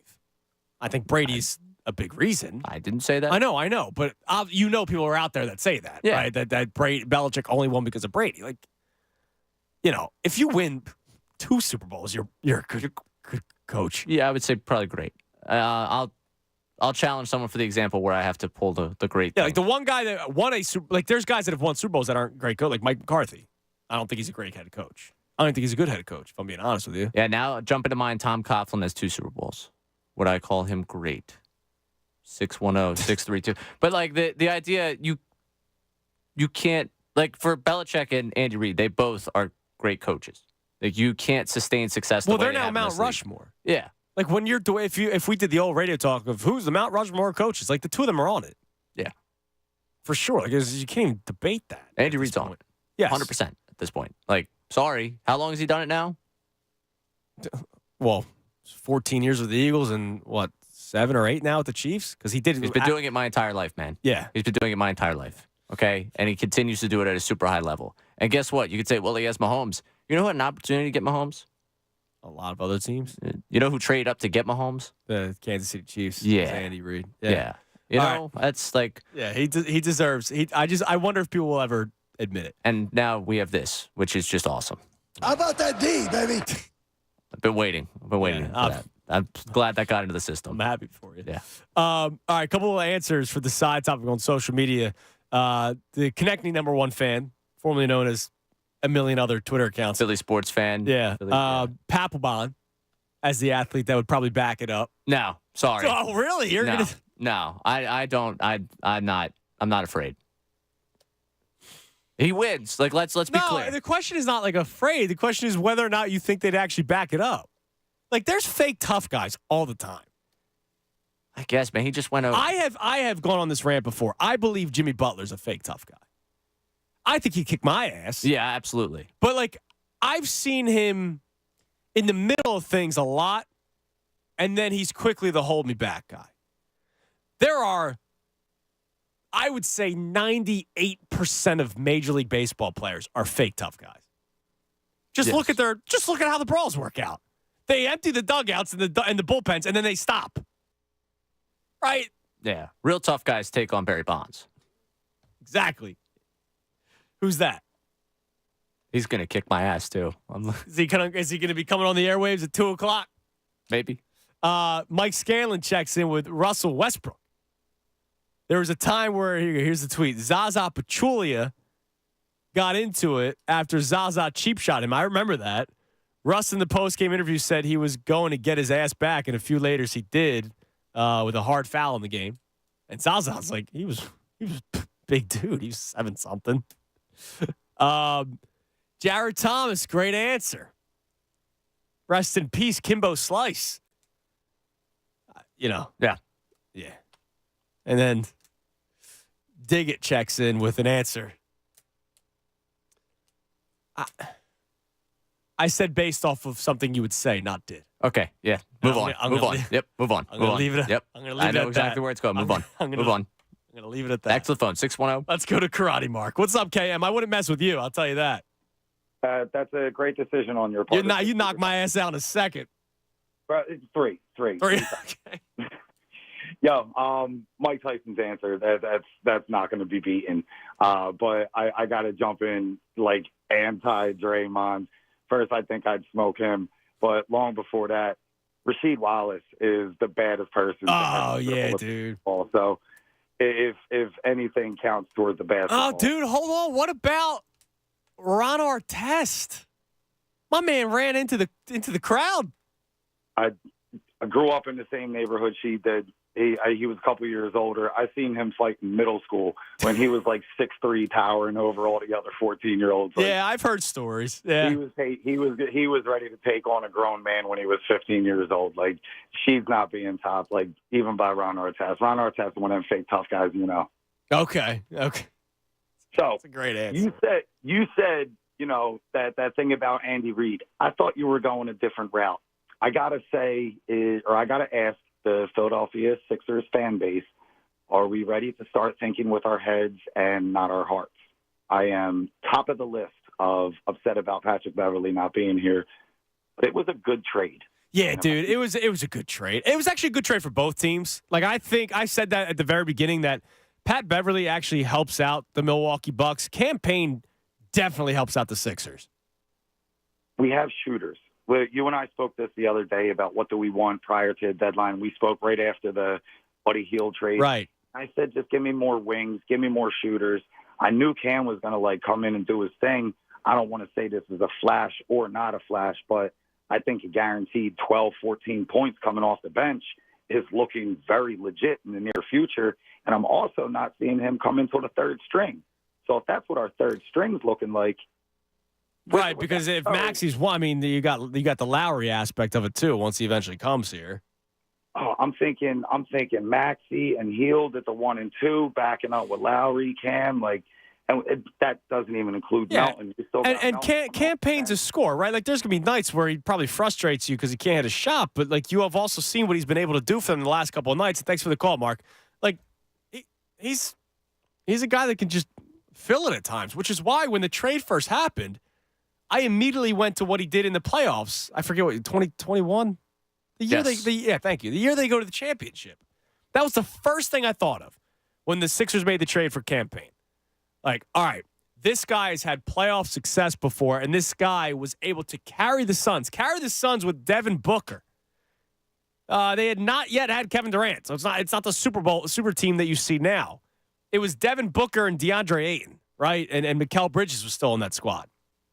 But Cam Payne was the guy that gave him scoring punches off the bench. He led the team in scoring a couple of games during the playoff run, and they get to the finals. Did they lose? Yeah, of course they did. But he has more playoff experience in terms of the conference finals than everybody on the Sixers team.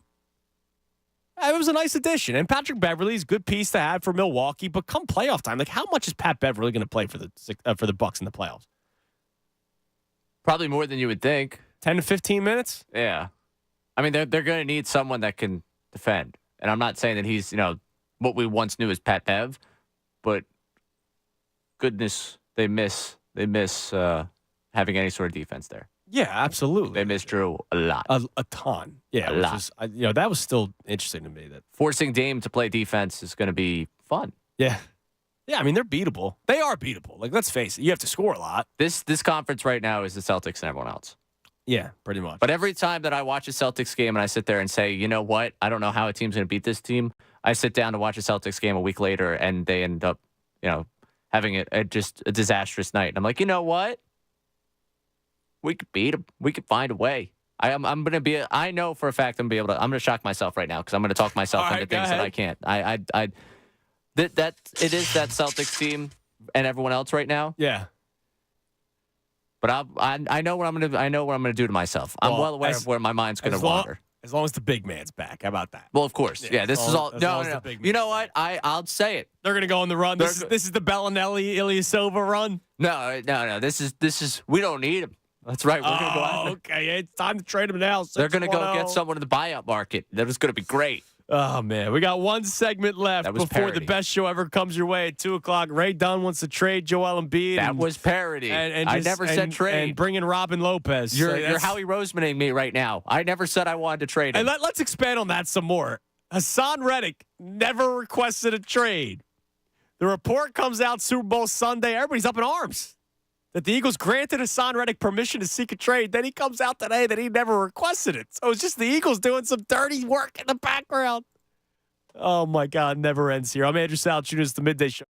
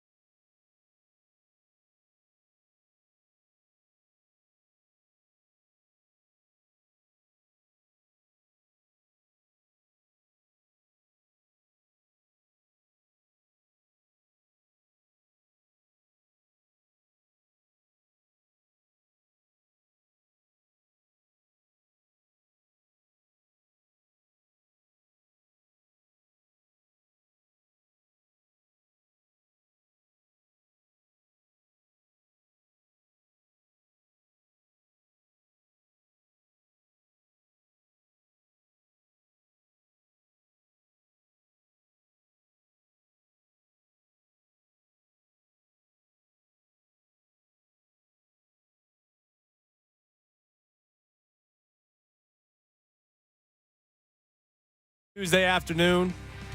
I haven't looked outside. It's starting to melt, I imagine. I'm not looking up. Oh, yeah, you got the flight. Well, let's see. Let's check what the old weather is right now. In the Ballackinwood area, it is 37. So I imagine it's got to be melting a little bit. You'll be fine, dude. Listen, I'm hoping what time's your flight? 4:30. Yeah, you got plenty of time. I got plenty of time. Hey, listen, if you're listening to the show on your way to the airport, find me at one of the airport bars. Yeah, exactly. Buy Ray a beer. Well, I was just going to say I'd have one. Or buy Ray a beer. I mean, you could buy me one. I'm not going to stop you from that. I want that to be out on the record. If you ever do see me out and about, you'll take one. I will take one for sure. 1 o'clock hour brought to us by Ferguson HVAC Line Conklin. Attention HVAC contractors for equipment parts and supplies for every heating and cooling job. Visit one of Ferguson's counter locations in Bensalem, King of Prussia, Pennsauken, or Westchester today. I have something on Victor Wembanyama that I want to get to later on this segment. Wemby. Because he had a ridiculous night last night. So get to that coming up later on this segment. But here's what we got in store for you to close things out. You can climb in at 610-632-0975. The opening topic was about the Eagles. I wanted to do a day of positive talk when it comes to the Eagles because they didn't really leave us much to be positive about going into the offseason. But we had a caller yesterday, Dave from Drexel Hill, who said watching the Super Bowl made him feel better about Jalen Hurts because it wasn't the most spectacular game played by both quarterbacks, even Patrick Mahomes. Even though he had his incredible moments, he was Patrick Mahomes. He's still the GOAT. He ended up winning.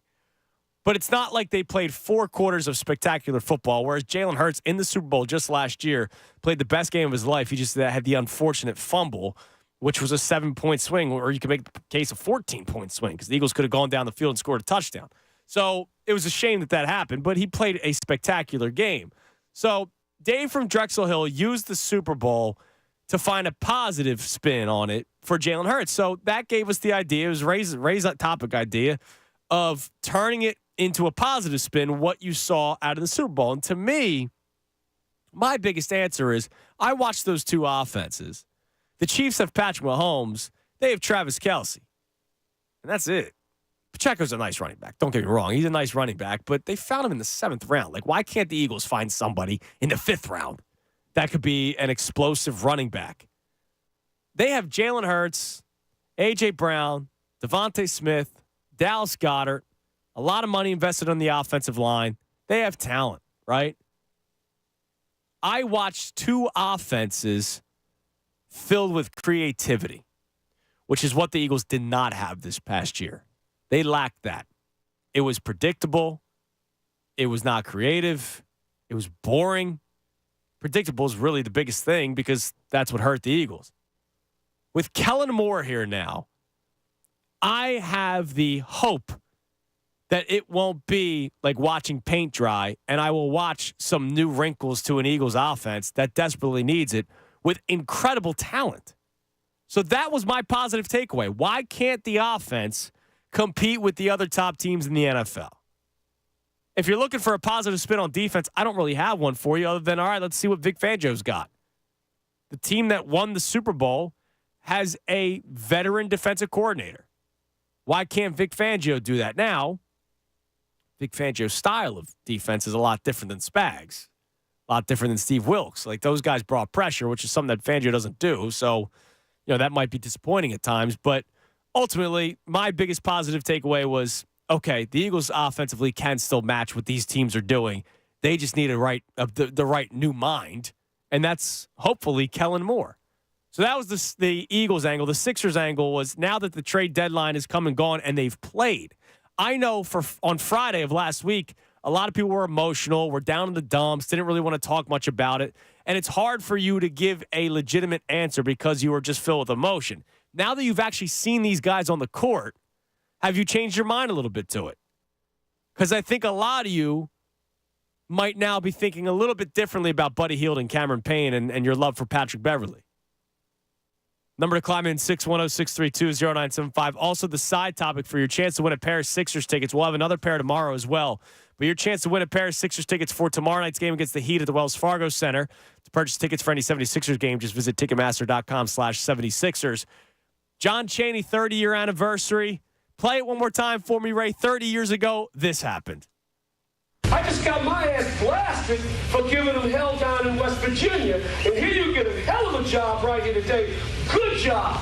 3 class guys. And you pick them out here and single them out. You can't get that together. You're the threat guy. Shut up, goddamn. You're the threat guy.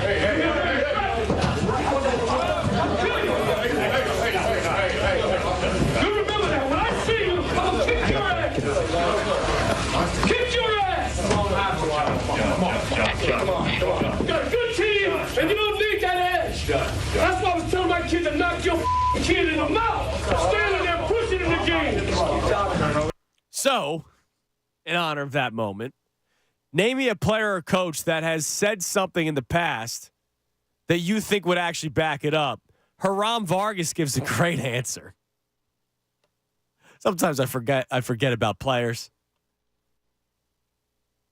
His was Carlos Zambrano. Because Zambrano actually fought his catcher in the dugout. I think it was Jason Barrett. I forget his first name, but Barrett was the catcher.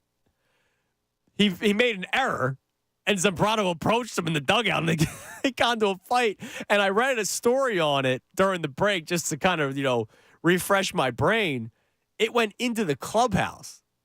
Lou Piniella was the manager at the time, old school manager. So he kind of just said, all right, go ahead, go back there. Talk it out.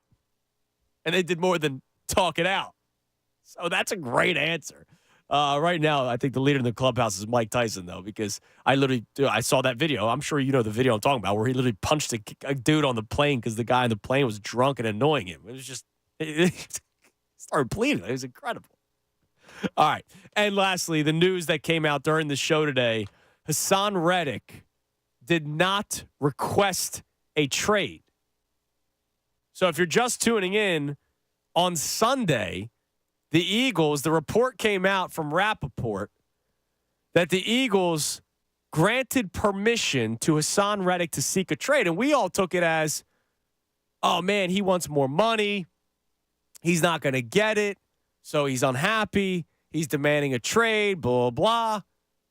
And then Jordan Schultz of Bleacher Report today comes out and says, I just spoke with Hassan Reddick. He never demanded a trade. Here's the tweet exactly. He says, just spoke with Eagles All-Pro pass rusher Hassan Reddick, who tells me he never requested a trade and he wants to stay in Philadelphia. Quote, I would like to get an extension done here at home. At no point did I ever tell the organization I wanted to be traded. This is home for me. I was born and raised here. 2 of the most fun years playing football in my life have come here. I've cherished being an Eagle. Hassan Reddick quote tweeted it and said, never asked for a trade. However, I do understand it's a business, preparing for whatever is next. So that just tells you that Howie Roseman, man, he's got no soul. Let's go back to the phones. Let's go to Nate in Philly. What's up, Nate? How you guys doing? How you doing, Nate? Good. So a couple quick things. First thing, I want to talk Sixers. And real quick, I love your guys' show. Listen to you guys all the time. Don't get a chance to call in because I'm working all the time. But Sixers, I think the trades were great that we made. I'm excited for this year. Just like any other, Philadelphia fan, I'm hopeful that Embiid's going to come back. I do believe he's going to come back in time. And watching that team come back last night against the Cavs was just something that we needed to see. Yeah, it's a great win. And here's the deal. They need to pick up W's because we know that they're not going to go on. At least I don't expect them to go on some big winning streak without the big man. But they need to stay afloat, right? So it was a nice win on Saturday against the Wizards. Nice win last night. But before that, they dropped 4 straight, right? And that was all without the big man. So they're going to have to start picking up some wins. And they got a tough schedule ahead of them. They just played the Cavs last night. They got the Heat, they got the Knicks, they got the Cavs again, they got the Bucks, they got the Celtics. So every win at this point matters for the Sixers. Yeah, it sure does. And I mean, watching this team come together too, and we also have to remember, a couple of these players are now playing with each other for the first time again. So, they just got to get together, get everything to, right. And having Nick Nurse this year instead of who we've had in the past is also a refreshing Absolutely. feeling. Absolutely. I mean, Doc Rivers. He wasn't going to coach this team up. He was going to beg for them to play hard, but he wasn't going to He wasn't going to put together some sort of game plan to help them win. No, he definitely wasn't. And real quick before I got to before I run, my name that I'd have would be Muhammad Ali. I mean, he would rhyme disrespectfully to you and then beat you up. Listen, rhyme dude, is even worse than trash talking. That's a great answer. I'll put you on hold. The boxing is always a good one because you know these guys are actually going to fight. Yeah, the rhyme thing is kind of scary. Yeah, honestly, he's literally coming up with poems for you. I can't do either of those things. I'm not good with the whole on-the-spot rhyming thing, and I'm certainly not one that you would throw out there for a fight. So yeah, the ability to combine the two of them, that's a great answer. I forgive me. Look, Muhammad Ali's before our time. Yes. Tyson would fight somebody out of the ring. I don't know of any stories of Muhammad Ali fighting somebody outside of the ring. You're looking to the younger person. No, I'm just saying, that's the one thing that keeps me. Maybe it's still Tyson at number one. I think maybe the fighter thing, because it's, you're a fighter. That's literally like the name of the game on that one. So that's why we're probably thinking of it that way. I agree. I think I'm just saying, if I went up to Muhammad Ali drunk at a bar and just But again, if we're keeping it with what you say, not what you do. Right. No, if I'm just being annoying, yo, bro, take a picture of me. He just keeps on saying no, and then. No, I mean, but we're saying that this was based on strictly on what athletes say. I got you. Yeah, that's a good point. Because a couple of people will keep on tweeting in an answer that I'm not even going to say. Yes. It's about 610 what they've said. I believe John Chaney would actually back up what he said. Maybe not to that extent of what he said. But, you get what I'm saying. Let's go to Warren in Newark. What's up, Warren? Hey, how you doing, fellas? Good. How are you? Fine, thanks.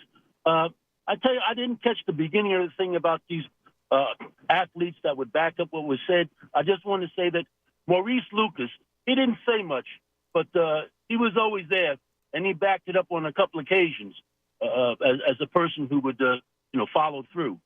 That's my thoughts on that. And as far as the Sixers are concerned, I kind of like the moves that they made. I'm just really disappointed, and this is probably what a lot of other people have said, is that they didn't get another center.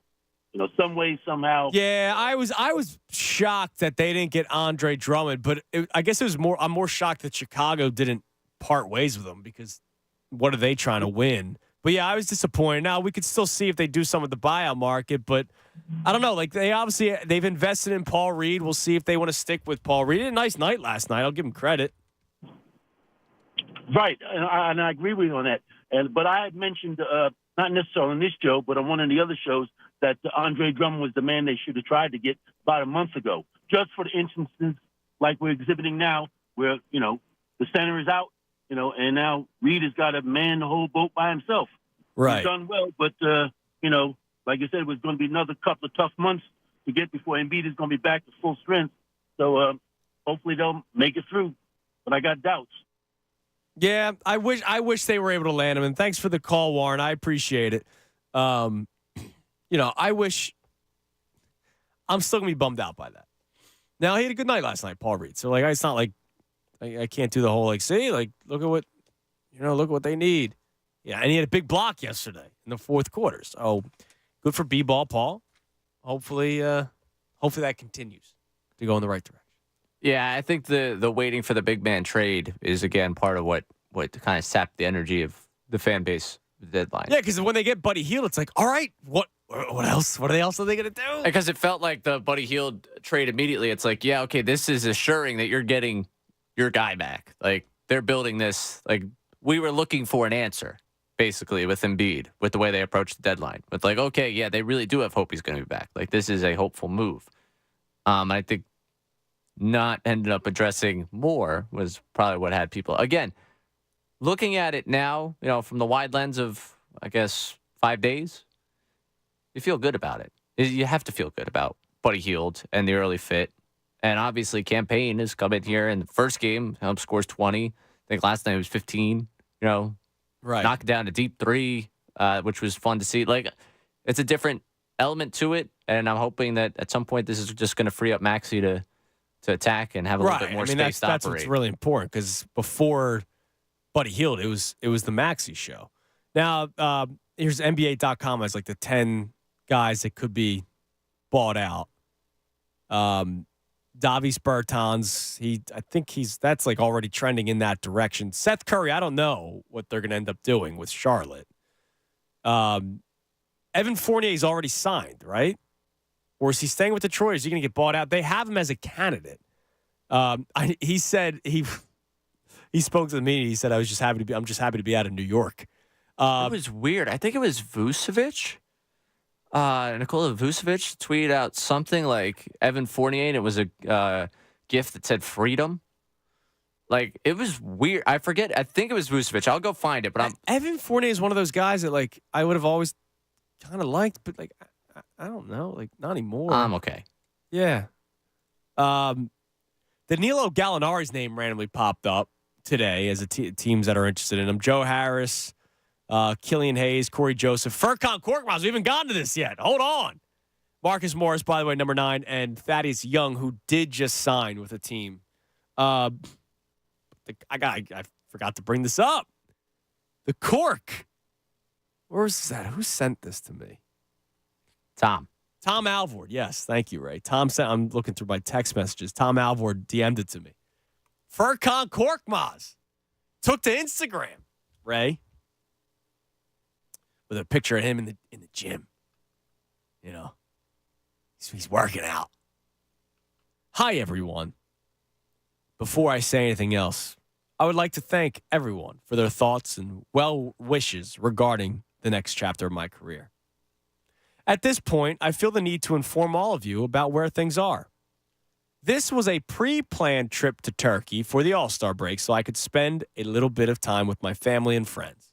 I will be going back to the United States in a few days where my agent is currently holding talks with a couple different NBA teams. Regards, Furkan Korkmaz. I hope you had a nice trip to Turkey. Like I do. You know, I like seeing my family. I like seeing my friends. So I hope that's got to be tough, right? You're playing in the States. No, it's got to be brutal. Yeah. I mean, look at Jokic. Jokic is literally like, remember when they won the championship? He was like, when's the parade? I just want to get home. I just want to get home. It's like, I feel for the guy. Who's actually trying to figure out, like, who's his agent talking to?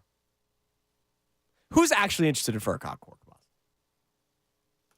There's a team, potentially, maybe. I mean, there's a good chance he's out the league very soon.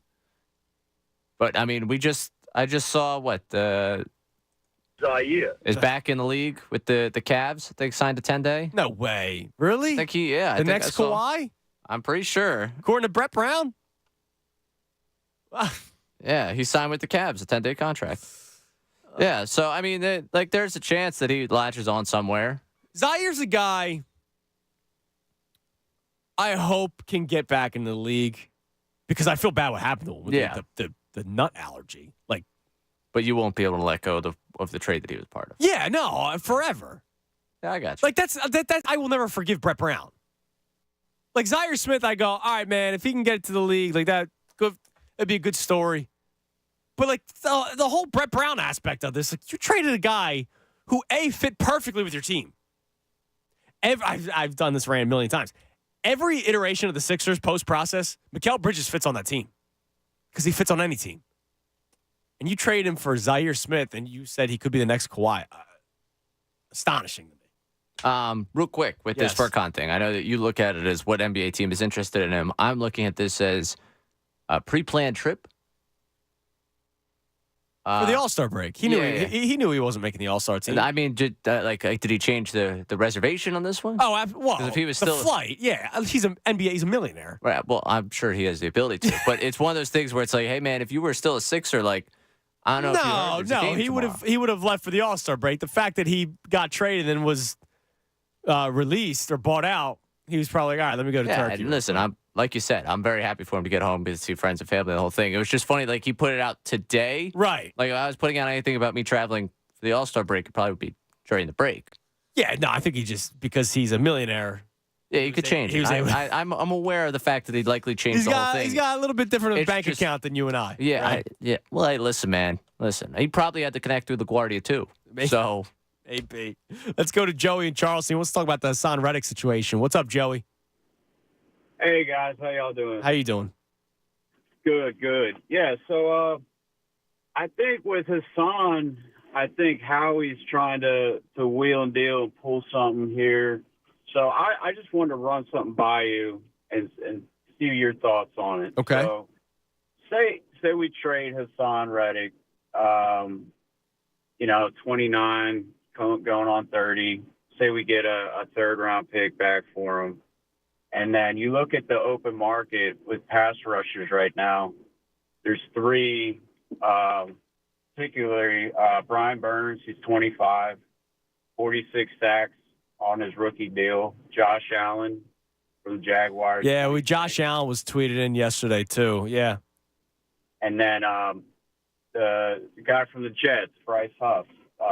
Watched a lot of tape on him. Mm-hmm. He's a solid pass rusher. He's 26 as well. So I think if Howie wants to pay someone market value, he might rather go pay somebody who's 26 rather than pay somebody who's 29 going on 30. Exactly, and get some draft capital to go with that. So I just wanted to share that with y'all. Yeah, I mean it's a good thought. And thanks for the call, Joey. I just thought of the slimy nature of it, that report comes out and Howie's not afraid to let Hassan Reddick seem like a bad guy for a day. 2 days. I mean, the damage is done for some people, I'm sure. Some people saw the first report and like, wow, can't believe that. And we're like, you know what? It's time to move on from Reddick anyways. Like, getting out in front of it. Well, yeah, right away. Our Mitch, well, how many sacks did he have? Right. And, he realizes what he's doing by getting out in front of this. I mean, look at last year. Look at last year, how quickly the entire fan base was, Slay. It's over for him anyways. And then he comes back, and a lot of people celebrated it. So, what'd you say yesterday? Yeah, I mean, there's some good names. So let me see. So CBS did a projected market value for the top free agents. So Chris Jones is number one on this. 3 years, 84.5 for Kansas City. So our man Dan Baxter followed up asking, would I do 3 years, 75 for Reddick? So let's see where that would be, right? So Chris Jones, obviously defensive tackle, different position, but beast on the line for the Kansas City Chiefs. He's 3 years, $84.5 million. Josh Allen, not the quarterback, the edge rusher for the Jacksonville Jaguars. They have him projected at a 5-year, $108.6 million deal, which is 21.7 per. So that's actually less average annual salary than Chris Jones, because Chris Jones was 28.1 per. Brian Burns, who you just heard him mention with the Panthers, also a 5-year deal, same amount, 108.7 instead of Josh Allen's 108.6. I don't even know how they come up with this stuff. They're smarter people than we are. Another edge rusher that's available, Daniel Hunter. He's also 29. So I would imagine if they're not giving Hassan Reddick a deal at the age of 29, they probably wouldn't sign Hunter. Hunter, 3 years, 60.1. And then there's that Bryce Huff player who we mentioned. This would be the best value. At the age of 25, they have him as a 4-year deal for $36 million. So under $10 million per. So the question is, how does Howie Roseman value them? Remember the old age 30 thing? That's a big deal for them. Versus, a guy who's younger might still not be totally established in this league. Hassan Reddick obviously isn't on this list because he's not a free agent. Here's an interesting one. They had Chase Young on here for a 2-year deal, $27 million, so 13.6 per. I'd still be interested. Yeah, I think he's still a hell of a player. I think it also helped that he played on San Francisco's defense, but I still think he's a hell of a player. All right, let's go to Uncle Frank. What's up, Uncle Frank? Happy, spectacular, snowy Tuesday, boys. Everybody make it in, okay? You hear me. Yes, Andrew. Thanks for your curt reply. Okay. Thank you for asking. I appreciate it. Me, like a knucklehead, didn't check my snowblower. I couldn't get it started, and I've been shoveling that damn wet Oh, snow. and you got to be careful. The shoveling is a dangerous thing. I know. Beating the hell out of me, buddy boy. I tried to gorilla glue a snow shovel to Josie's paws, but Mrs. Uncle Frank was giving me pushback. But listen. Just have Josie eat the snow. That's what my dog does. She does. Yeah, she does. Yeah. She does. She does eat the snow. Oh, by the way, before sex, Bill Parcells was a badass. He can back up. Bobby Knight tells the story. They were both coaching at Army, right? Mm-hmm. And Bobby Knight obviously pissed some fans off.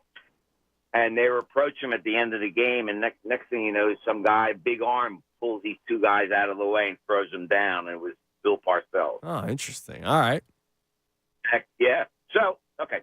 So I think the nurse man is utilizing everyone he's got right now. And Buddy Hield looks good. My man C-Pain. Where did he come from, C-Pain? I didn't even know about this guy. You don't remember him with the Suns?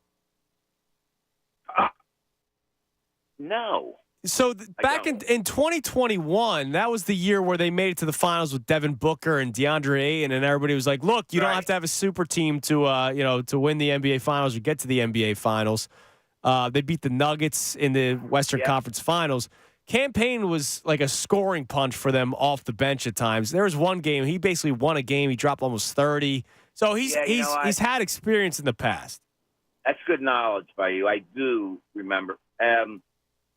And then lastly, I think Tobias is, I don't know what the hell's the matter with him. I think he's weighed down by crumble cookies. But the Eels not done. What do you mean? He's hurt right now. Oh, that's right. He is banged up. Thanks for the call, Uncle Frank. He didn't play last night. And I can't believe he didn't score last night. My bet didn't hit. You might want to check your book. That should be voided, Uncle Frank.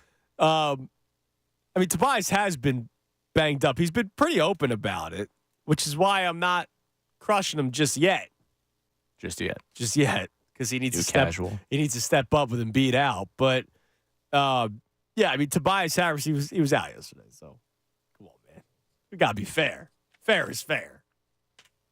All right, we got time for one more call. Let's go to Bill in Carlisle. What's up, Bill?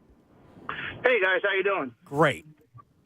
Hey, for athlete I wouldn't mess with, I'm going to go back and say Lyle Alzado. I mean this respectfully. Who? Lyle Alzado? He was a defensive lineman for the Raiders. Okay. I'm not messing with him either. You never heard of him? No, now I am. Yeah. Oh, okay. All right. And I have a comment on the Phillies, if that's all right. Yes, please. The way I see it with what they're doing with signing Turnbull, which is, not a thrill for anybody who's a Phillies fan. But I think that they figure all they got to do is get into the playoffs. They're not like trying to win the division because, it didn't work out for the Braves. They won the division last 2 years, and where'd they end up? So I think the mindset is they have their playoff rotation. They're adding another pitcher, maybe go to a 6-man rotation and just get into the playoffs and get in and win. Yeah, I mean that's kind of been what the Phillies' MO has been. Thanks for the call, Bill. I mean that's been the big ticket. Yeah, Lyle Alzado. Lyle Alzado was a Raider, Bronco, Brown. Come on, man. You didn't know that? The Autumn Wind is a Raider. Yeah. Come on, man. Autumn Wind is a Pirate. Come on. Yeah, true. He unfortunately passed away before you and I were born. So, my apologies. All right. Well, that'll do it for today. It was a fun show. Best show ever is coming your way next. Josh will call the winner of our Sixers tickets. We have another pair of Sixers tickets tomorrow. Ray will be off tomorrow. Connor Thomas in for him. Ray, have a safe trip. Your flight will take off. I can't promise, but I hope for you. Okay, just like I hope Embiid's back for the playoffs. Everybody have a great rest of your Tuesday, and we'll talk to you tomorrow right here, 97.5 The Fanatic. Fanatic Sports Update. Hassan Reddick